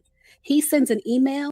Now, the rest of this lawsuit, I want to be clear. Like I said, it goes on for about 12 years, where the relationship is a strategy. Like, this person is his employer. He's a gatekeeper to his social circle. And so there is a big power dynamic here. And someone might stay in constant contact with someone that has harmed them as a survival strategy. Like, they need money, they need a social circle, or they may feel they need a social circle. But in any case, it's a survival strategy. And y'all can take a look. Like I said, this does get really graphic and just go into detail. But I want you guys to read number 30.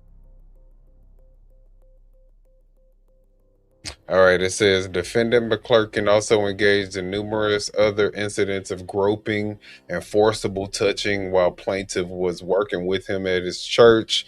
Defendant would secretly grope plaintiff before going to preach, inducing plaintiff to cry, and then using plaintiff's tears to encourage other congregants to openly express emotion. Oh, wow. That's sick. If this is true, shame on you, Donnie McClurkin. So Donnie McClurkin would allegedly assault the man. The man would cry, and then Donnie McClurkin would allegedly use the man's tears, him sitting in church crying, to encourage other congregants to openly express emotion. Now, if that is not manipulation, I don't know what is. And so in 2008, this is 5 years later. Now, mind you, if I'm in the mindset of this plaintiff, he probably feels like no one's going to believe him. Like, if he tells his story to someone outside of the circle that he's in, like outside of his employment, outside of his social circle, they're not going to believe him because it's Donnie McClurkin. But in any case, 5 years later, he does get a different job. So in 2008, plaintiff ultimately secured employment with a Christian broadcasting network in New York and successfully resigned from his position with defendant McClurkin. However, because defendant was a gospel artist, plaintiff continued to encounter him through his new employment. In April 2012, Plaintiff began working for an airline. So So he he's started- totally out of the gospel music industry. So now he working for the airline, and he still is encountering Donnie McClurkin. He's in a totally different industry at this time. And he says, during training in Orlando, defendant discovered plaintiff's hotel location through one of plaintiff's friends and appeared uninvited at the plaintiff's hotel room. So they running in the same circles. So I guess one of the friends ended up telling Donnie where this man was going to be at, and he ended up showing up to this man's hotel room. Because, you know, the people, when they working for the airlines, and you like, I guess he was a flight attendant. I don't know what he was doing, but they be having to stay in rooms. So he shows up at the room. Why? Again, this Well, let's see. is because they're all in the same social circle. And he says that Donnie McClurkin begged him to allow him in, stating that they needed to talk. And the plaintiff, not wanting to make a scene given defendant's celebrity status and public recognition, reluctantly agreed to let Donnie McClurkin inside his room. Now, this again gets graphic, so y'all can pause it, read it on the screen. I'm not going to go through all of the graphic details. What I do want to get into is this alleged email where Donnie McClurkin. You want me to go back so we can see? Yeah, go back so I can see why. Okay, hold on. Dang, appears to apologize to at his room. Now, this again gets graphic, so y'all can pause it, read it on the screen. Oh, I always do that. Detail, but I want you guys to read number 30. Oh, He expressed men outside of his social circle, they're not going to do employment. Discovers and the plaintiff, not wanting to make a scene given defendant's celebrity status and public recognition, reluctantly agreed to let Donnie McClurkin inside his room. Now, this again gets graphic, so y'all can pause it, read it on the screen. All right, so it says, begged plaintiff to have sex with him one last time, but plaintiff refused. Later, while plaintiff slept, he awoke to defendant McClurkin masturbating himself while also touching and groping plaintiff's body. Therein, plaintiff resisted. Defendant McClurkin advances, but defendant forced himself on top of plaintiff and began performing oral sex on him, ignoring plaintiff's repeated verbal refusals. Therein, plaintiff cried as defendant McClurkin proceeded to, y'all see it. And in the following month, defendant McClurkin pressured plaintiff to live with him in California. Why he didn't call the police at that time, though? I know, right? Because to me, that's an assault. So if you're constantly resisting someone and you're constantly telling them no, you fall asleep, you wake up and you're being violated. Well, not being violated, but he's doing these things in front of you, and then he proceeds to violate you. Why not call 911? Yeah, especially so that's if you're where a I got man, the problem. But why wouldn't you forcibly remove yourself from the situation? It ain't like you are young. An old, decrepit. You were young enough, probably over half this man's age. You know what I'm saying? Under half this man's age. Right. You are probably definitely capable enough to get yourself out of that situation. Well, Kevin say you sound like a bitter ex trying to get revenge after the money ran out. Yeah, depending on who this guy is, it's gonna be hard to convince a jury that Donnie McClurkin raped you. Right. Sound like you were a willing participant to me because you didn't call the cops on Donnie. Now he might like that force. Well, I don't know. Look. I can't speak to what they, So let's just keep watching. Screen. I'm not going to go through all of the graphic details. What I do want to get into is this alleged email where Donnie McClurkin appears to apologize to Giuseppe for his behavior, which is more than just bad behavior. He admits to crimes in this email, if this email is authentic. It says, my apology. The first thing I want to do is apologize again to you. I know I apologize for my wrong attitude from Wednesday, but I want to apologize for all of my behavior that has been wrong and put you in a wrong place. I am the actual epitome of a desperate, dirty old man. Oh. Haunting and harming a young man who is just looking for friendship and close platonic relationship with someone he wants to look to for help, guidance, and spirituality. I was trying to go to a realm of sexuality that wasn't right and wasn't for you or me for that matter. I feel so foul, so stupid. Wow. He said, I'm old enough to be your father and want to be something else to you. Now, mind you, at this time, it seems like Donnie McClurkin would be in his 40s. And again, the guy's 21. So he's twice the guy's age. He says, you don't have that desire for me and I shouldn't have it for you. Y'all can read this. And he said, and when I think about it, you never really touched me like that at all. Just wanted to sleep together and hug occasionally. I am really embarrassed at how I am and how I acted. So I feel like for those people who may look at this whole court case and say, oh, this guy was just in a relationship. You know, he's saying now that it was unwanted SA and things like that, but really it sounds like a relationship.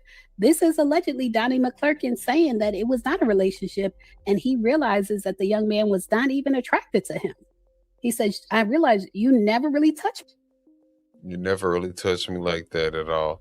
But that's not really, I mean, my thing is, that's not a smoking gun. You know what I mean? You don't feel like it's an admission? I feel like it's admission saying, of guilt. I feel like it's more like, after I think about it, when I think about it, you didn't really touch me like that. It's not like in the moment he was, you know what I'm saying?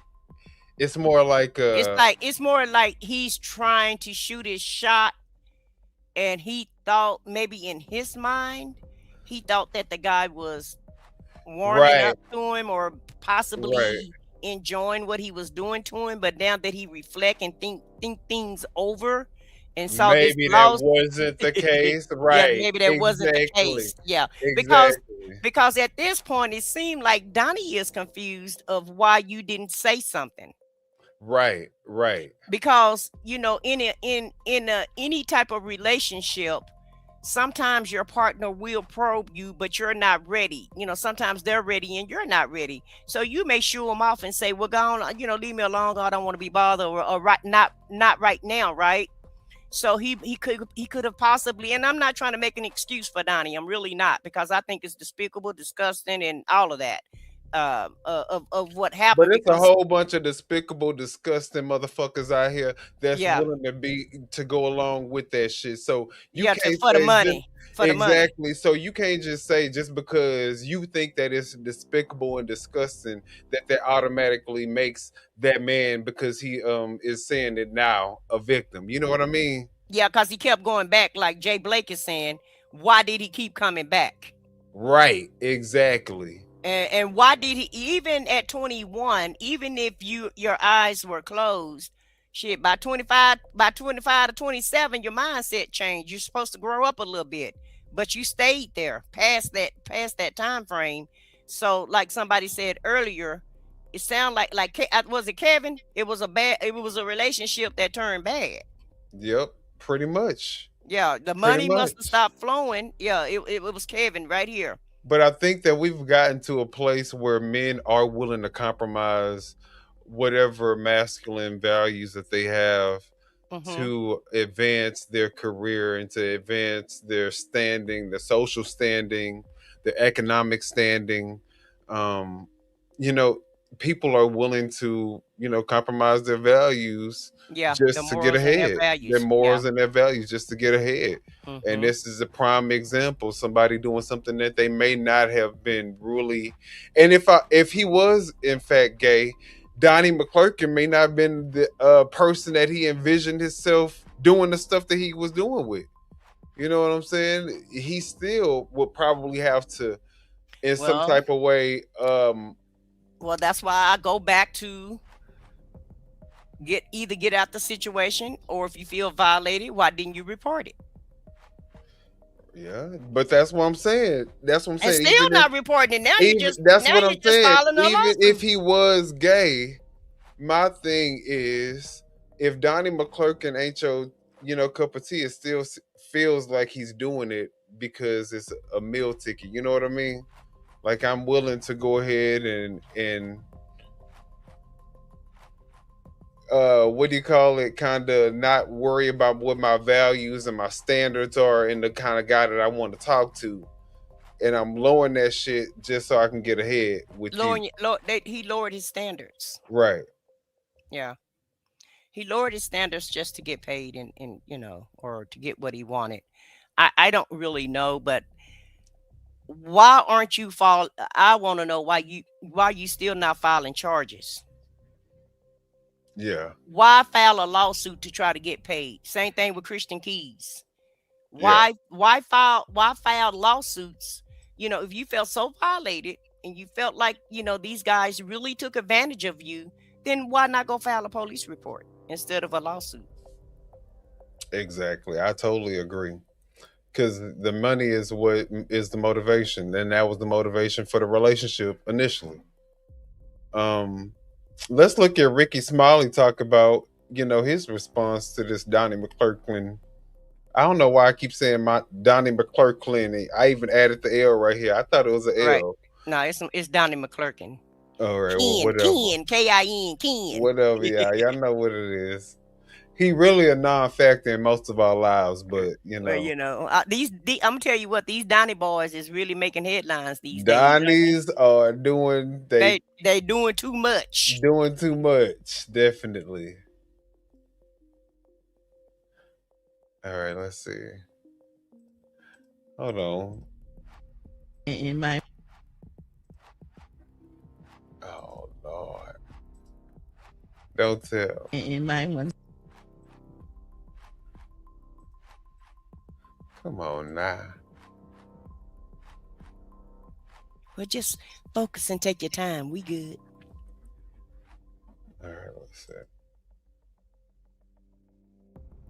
But yeah, while we wait on Minion to get the clip up, my question is, if it was such a horrific act, if you felt so violated, and even if you want to file a civil lawsuit, you still should go and report it to the police. Same thing. Same objection I had about Cassie. Cassie filed a civil lawsuit, but she didn't file a criminal lawsuit. She didn't file anything criminally. So in my mind, when you guys don't go to the police, and maybe the statute of limitations ran out, I don't know. But I do know this much: you guys didn't file any type of charges on these people while it was going on. So you got it together now? Yep. And I won't say anything. Yeah, I just hope that I'm so tired of all that's this. not true. But the thing about it is, it seems like, and it's just me, because there are really victims out here that's getting done. I'm not discrediting the young man, but it seems like, just like it was another story in the news this morning. I can't think who the other person was. Every time you mentor somebody or whatever, It was about Will Smith earlier. and then when something goes left or you don't, that opportunity or the company go in a different direction, Right. It's always some kind of lawsuit. Well, Somebody's disgruntled. Somebody, absolutely, and that happens a lot. And it's a fine line to report something like that. And because Donnie McClurkin, is a friend, and he talked about everything that he struggled with, and I just hope that I'm curious to see how that pans out and what happens in court, because you don't want to discredit nobody that's really being sexually assaulted and victimized. But at the same time, us as public figures get accused of stuff that we didn't do. And I know I surely have, or whatever. I'm talking about accused of something that you did not do. Right. And it's damaging. And by the time you go to court and get found your not name is guilty, already dirt. your name is People already dirt. accused you of it. Yeah. Absolutely. So when stories like that come about, it has an effect on a certain kind of way, because we always looking at folks. Everybody always is getting sued with stuff. So I don't know. I just hate all of it, and I don't know. Maybe nobody should hire nobody. All right, so that was pretty much Ricky Smiley's response. Now, I do feel like Ricky Smiley probably has enjoyed the company of a male employee once or twice. You're so silly. I wasn't expecting you to go there. Maybe he's enjoyed the company of a male employee. I wouldn't say that he hasn't, But what Allegedly. I will, and let me go ahead and bring up my, Allegedly. But I will say this, that if he has done so, it has probably been because the person who was the other willing participant was also looking for a way to advance whatever their agenda was, to maybe their career, their social standing, whatever the case may be. And when it comes to these type of situations, my empathy becomes a little bit less, because at the end of the day, because I feel like you're getting an advantage that a lot of people would fraternizing, right, that a lot of people would like to have but aren't willing to do the things that you're willing to do to get. You know what I'm saying? So it gives you an unfair advantage, because if everybody was the same and they all stood on standards and integrity and morals and things like that, we wouldn't even have this type of situation. Well, can I ask a question? What's up? You're a man, and I'm not saying that this happened to all men, just some men. And I'm not saying that it don't happen to some women, because the shoe have been, on the other foot, right, in this type of situation. However, the majority of it is men, right? Why do men act so stupidly when it comes to this type of situation? Especially, where their livelihood is, when their job could be at jeopardy, or their reputation could be at jeopardy. Because even if you have whoever you sleep with, I don't care one way or the other. I don't care which way your boat float. Okay, that's just who I am. It's none of my business. But whichever way your boat float, why do these people continue to get their honey where they make their money? Why not keep the job and your personal life separate? Separate. If you want to go this route, go find you somebody on the outside that can't hurt your reputation, that can't really take anything from your pockets from this standpoint. You know what I mean? And can't really bring you down in the public. Because if you have a separate relationship in private, and you and your partner break up, that's just between you and your partner. Your business entity don't have anything to do with it, and your business can't help incriminate you because you haven't done anything on the job. So that's the question that I ask. Why do so many men get caught in this trap? I feel like the reason why so many men get caught up in the trap as being the abusers is because they allow the job that they can offer the person to be a way of holding power over that person. Basically, they're controlling their livelihood. If I'm paying all your bills, yes, you are employed to me under my company name, not directly under me, but essentially this is me paying for your life. And so, there's probably some sense of arousal that comes with being able to tell somebody what to do. And also, not just on a business level, but on a personal level, you kind of control this person. You control everything this person does. You can control their finances. You can threaten them, say, hey, look, I can go ahead and unemploy you. How are you going to pay your rent this month? You know what I'm saying? So no, I think not really. I understand what you're saying, but I don't know what you're saying, because that's crazy and ludicrous to me. Why the hell would you want to have somebody in a relationship with you under duress? These people, I mean, I think they get off to it. I think they like having that type of power over somebody. You know what I'm saying?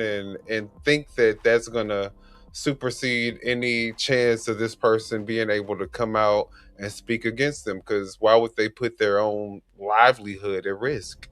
Right. It's crazy. Okay, I just had that question as a woman because you guys are always saying that women are bossy, and yeah, we are bossy, but not to this extent. We may want to try to tell you where when to get up, when to text us, what to eat, and all, and how to dress, and all this and that and the other. But if in most situations, if men act like that they're not interested in us, then that make us kind of shoo away from them. We don't try to get more power and try to make the man do But what who we said want that to. the man ever gave the impression that he wasn't interested? He may not have been groping and fondling him in the way that Donnie McClurkin was doing him, but who's to say that he ever just gave a explicit I am not interested, stop making these advances, they will never work, I don't want you like that. Right. And it could have been a game, because sometimes in some type of relationships, I want to say in some type of way, the BS, what is it called? BSM, DM, or whatever. Maybe they had that power dynamic going on, and homeboy wanted to set Donnie up and now he want to use it against him. I don't know. These are just conspiracies coming from my mind of why. Right now, guys, because we don't really have any facts. Allegedly. Everything's allegedly, and just thoughts that's coming up to my mind of why now. That's my question. Why now? What happened? Okay, well, let's watch what T.I. So, I guess we'll be looking out for updates with the Donnie McClurkin conspiracy or lawsuit, whatever you guys want to call it, against him. But let's look at what T.I. is saying in regards to his experience at Jamal Bryant's church, which we know Jamal Bryant and his wife, was involved in a whole bunch of drama with that dress that she had on. So let's look at that. I was at New Birth. Oh, Lord. I was in New Birth. What's up, Pastor Jamal? Do you know they stopped everything to raise money again, passing the plates by, just because they saw that, you know how in the strip club, they hit the red light, let the people in the room know that the money's in the house. Hey, T.I. did this interview 2 weeks ago before the issue came out about the dress. If y'all don't see how God is lining up things for y'all to catch it, and I understand that people love their pastors for whatever the reason is. It does not matter if your pastor is not doing the will of God. That's all I'm saying. But I'm going to let y'all finish listening to this interview because I think I played it before, but I don't think I played this particular part. Now, before we listen to the rest of what T.I. has to say, I want you to subscribe to the channel and hit the like button because you're not the only one who wants to see this video. Now, let's go. You asking me is the only reason I'm saying church is a business because it is a business indeed. No, I'm asking you for clarification. Is that why you're saying that? I'm not saying Because yes they or no. collect money? Yeah. No. Is that what you're saying? No, it's not because they collect money. It's because it has become, so much of a high priority. You see what I'm saying? It has gone even. It supersedes the word at times. I've said this. I've said this publicly. Okay, let me tell you a story. So I was at New Birth. Oh Lord. I was in New Birth. What's up, Pastor Jamal? New Birth. So I was at New Birth. At New Kanye Birth. was there.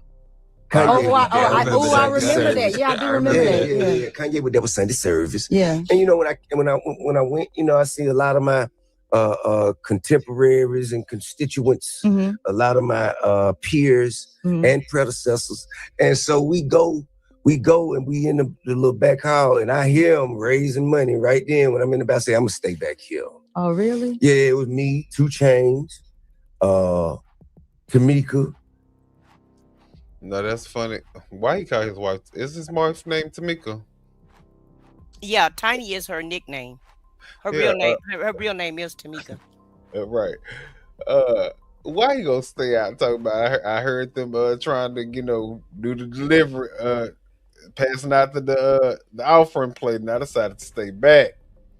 That is hilarious. To even reference the church to the strip club is hilarious. Exactly that part. Like he saw money was out, and he decided to sound the red alarm. I think Dro was there, I believe. Bow Wow was there. Bow Wow was asleep, by the way. I mean, He was asleep Bow at Wow was church. asleep. Yeah, Bow Wow was asleep. But anyway, Bow Wow was asleep at the church. Yeah.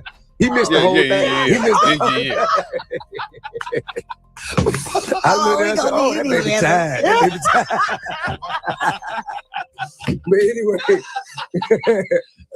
But anyway, so and they was in Kanye, you know what I'm saying? When Kanye went out there, when we went out there. But then I tell you, when I was in the back hallway, I heard him passing the plate around. So then we waited till Ye said he was ready to go on that. So then we walked out, took our seats. Do you know they stopped everything to raise money again, passing the plates by, just because they saw that, you know how in the strip club, they hit the red light, let the people in the room know that the money's in the house. Now, if the church reminded him of a strip club, it reminded him of what he used to. It reminded him of what he normally spends money on. The church should strive not to remind anybody of a strip club. I was a visiting pastor. Oh, yeah. It was a visiting pastor. See, now, Jamal, I'll tell you, he smooth. Absolutely. You feel me? He smooth, man. He smooth. Because he wasn't going to get put out there and seen, you know what I'm saying, pandering or soliciting. No. He invited his fellow pastor from somewhere else to grab the mic and say, hey, get your prayers past the roof. Go on and put in there.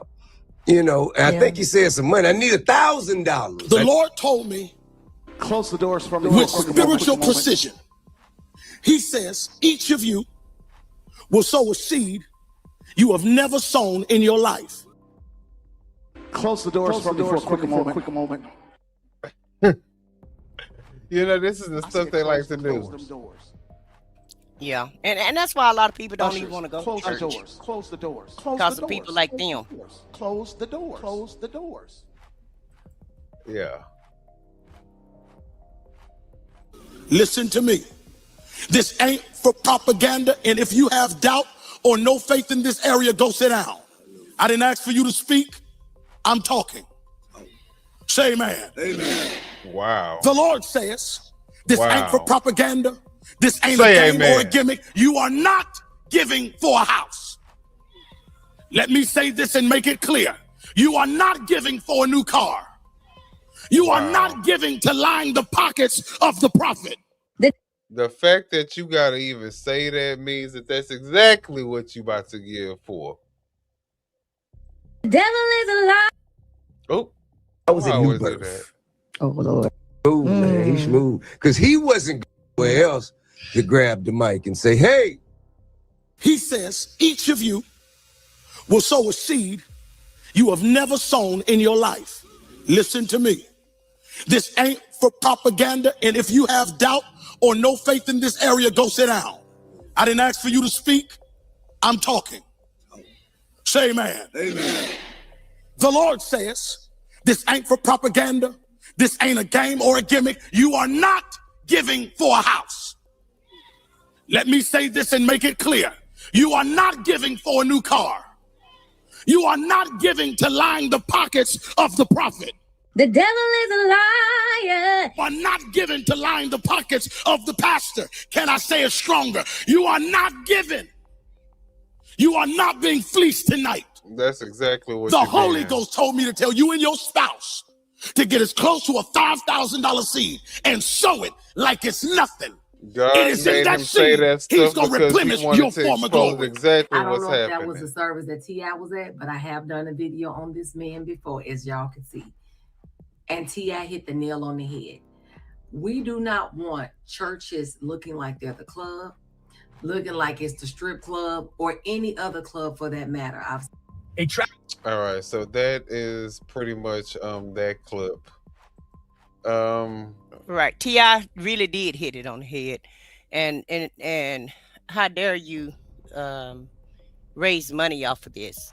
But you've already groomed your church to be okay with this. And so to me, it's no different. Remember the lady that attacked the little boy at the playground, the little black boy at the Right. playground? And then she Shiloh raised, Hendricks. yeah, and she raised all kind of money off of hate.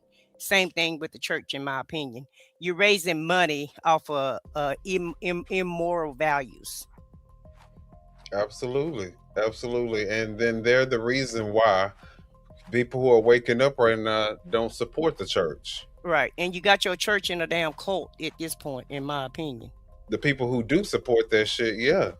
But the majority of the people are like, nah, this is not what God and, Christianity is supposed to represent. Not God-like at all.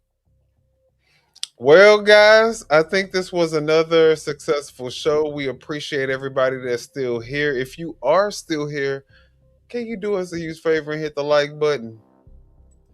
And subscribe to the channels. Leave a comment on the replay.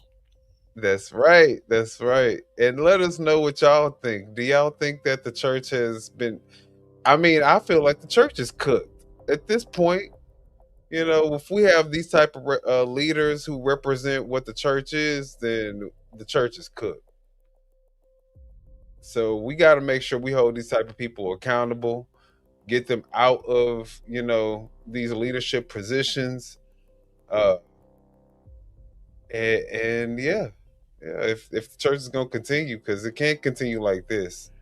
Well, let me just say this, because I'm gonna have to do the whataboutism about the church. Okay, so if you find yourself in a cult in your church, and you find that they're not dotting the I's and crossing the T's, or just acting the way that you feel like they should act, I advised for you to find you another church. Don't forget about God altogether, because we can't let people like him and other what's that other one name? Marvin Sapp.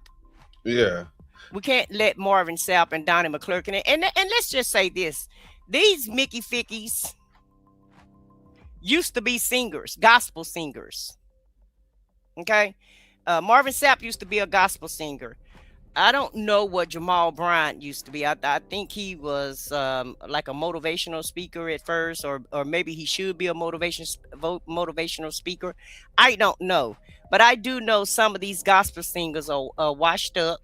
And I'm not saying that Marvin Sapp is washed up all the way, but I do realize that a lot of these singers are not making the money that they used to make.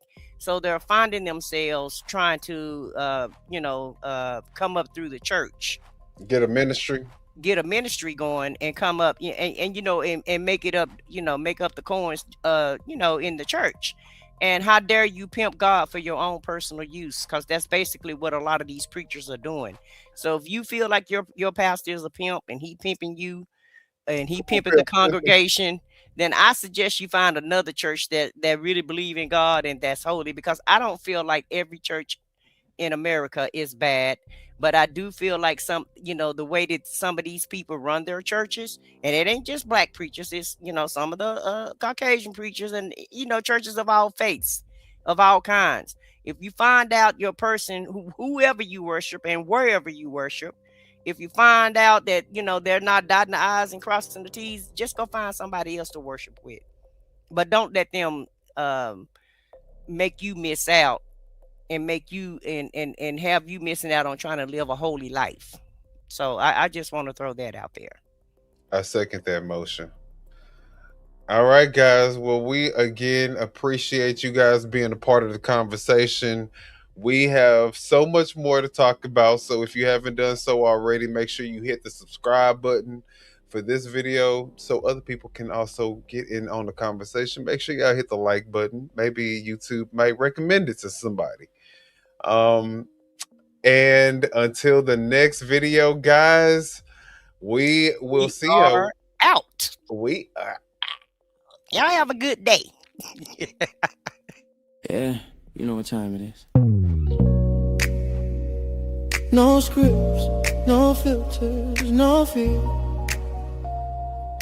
We said what we said and meant that.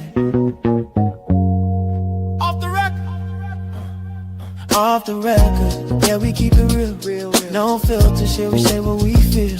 Politics, stories, truth on display. Come on, we talk that talk in our own way. Off the record, minion the God, let's go. Foxy 2 Roxy 3, she go hard. I swear on everything, that is exactly what he said right here in the studio. That is the funniest thing I have heard all week. So hard, busy with the facts, she never miss. Nah. I said what I said, that's the twist. Off the record, yeah, come and catch the vibe. Where real ones talk and the truth survive.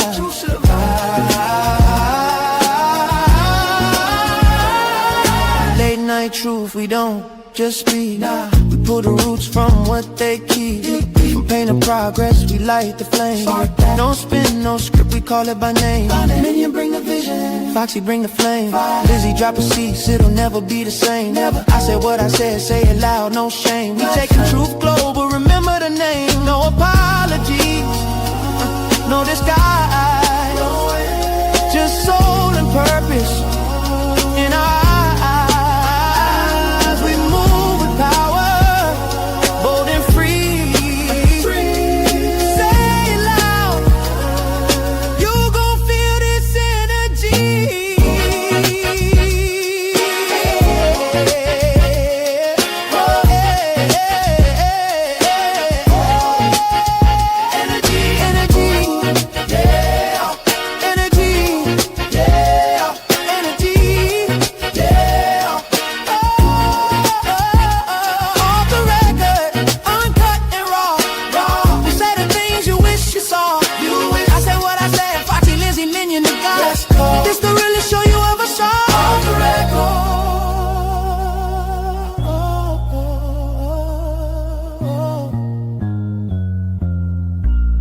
We said what we said. Off the record. Yeah. Yeah. We said what we said. Off the record.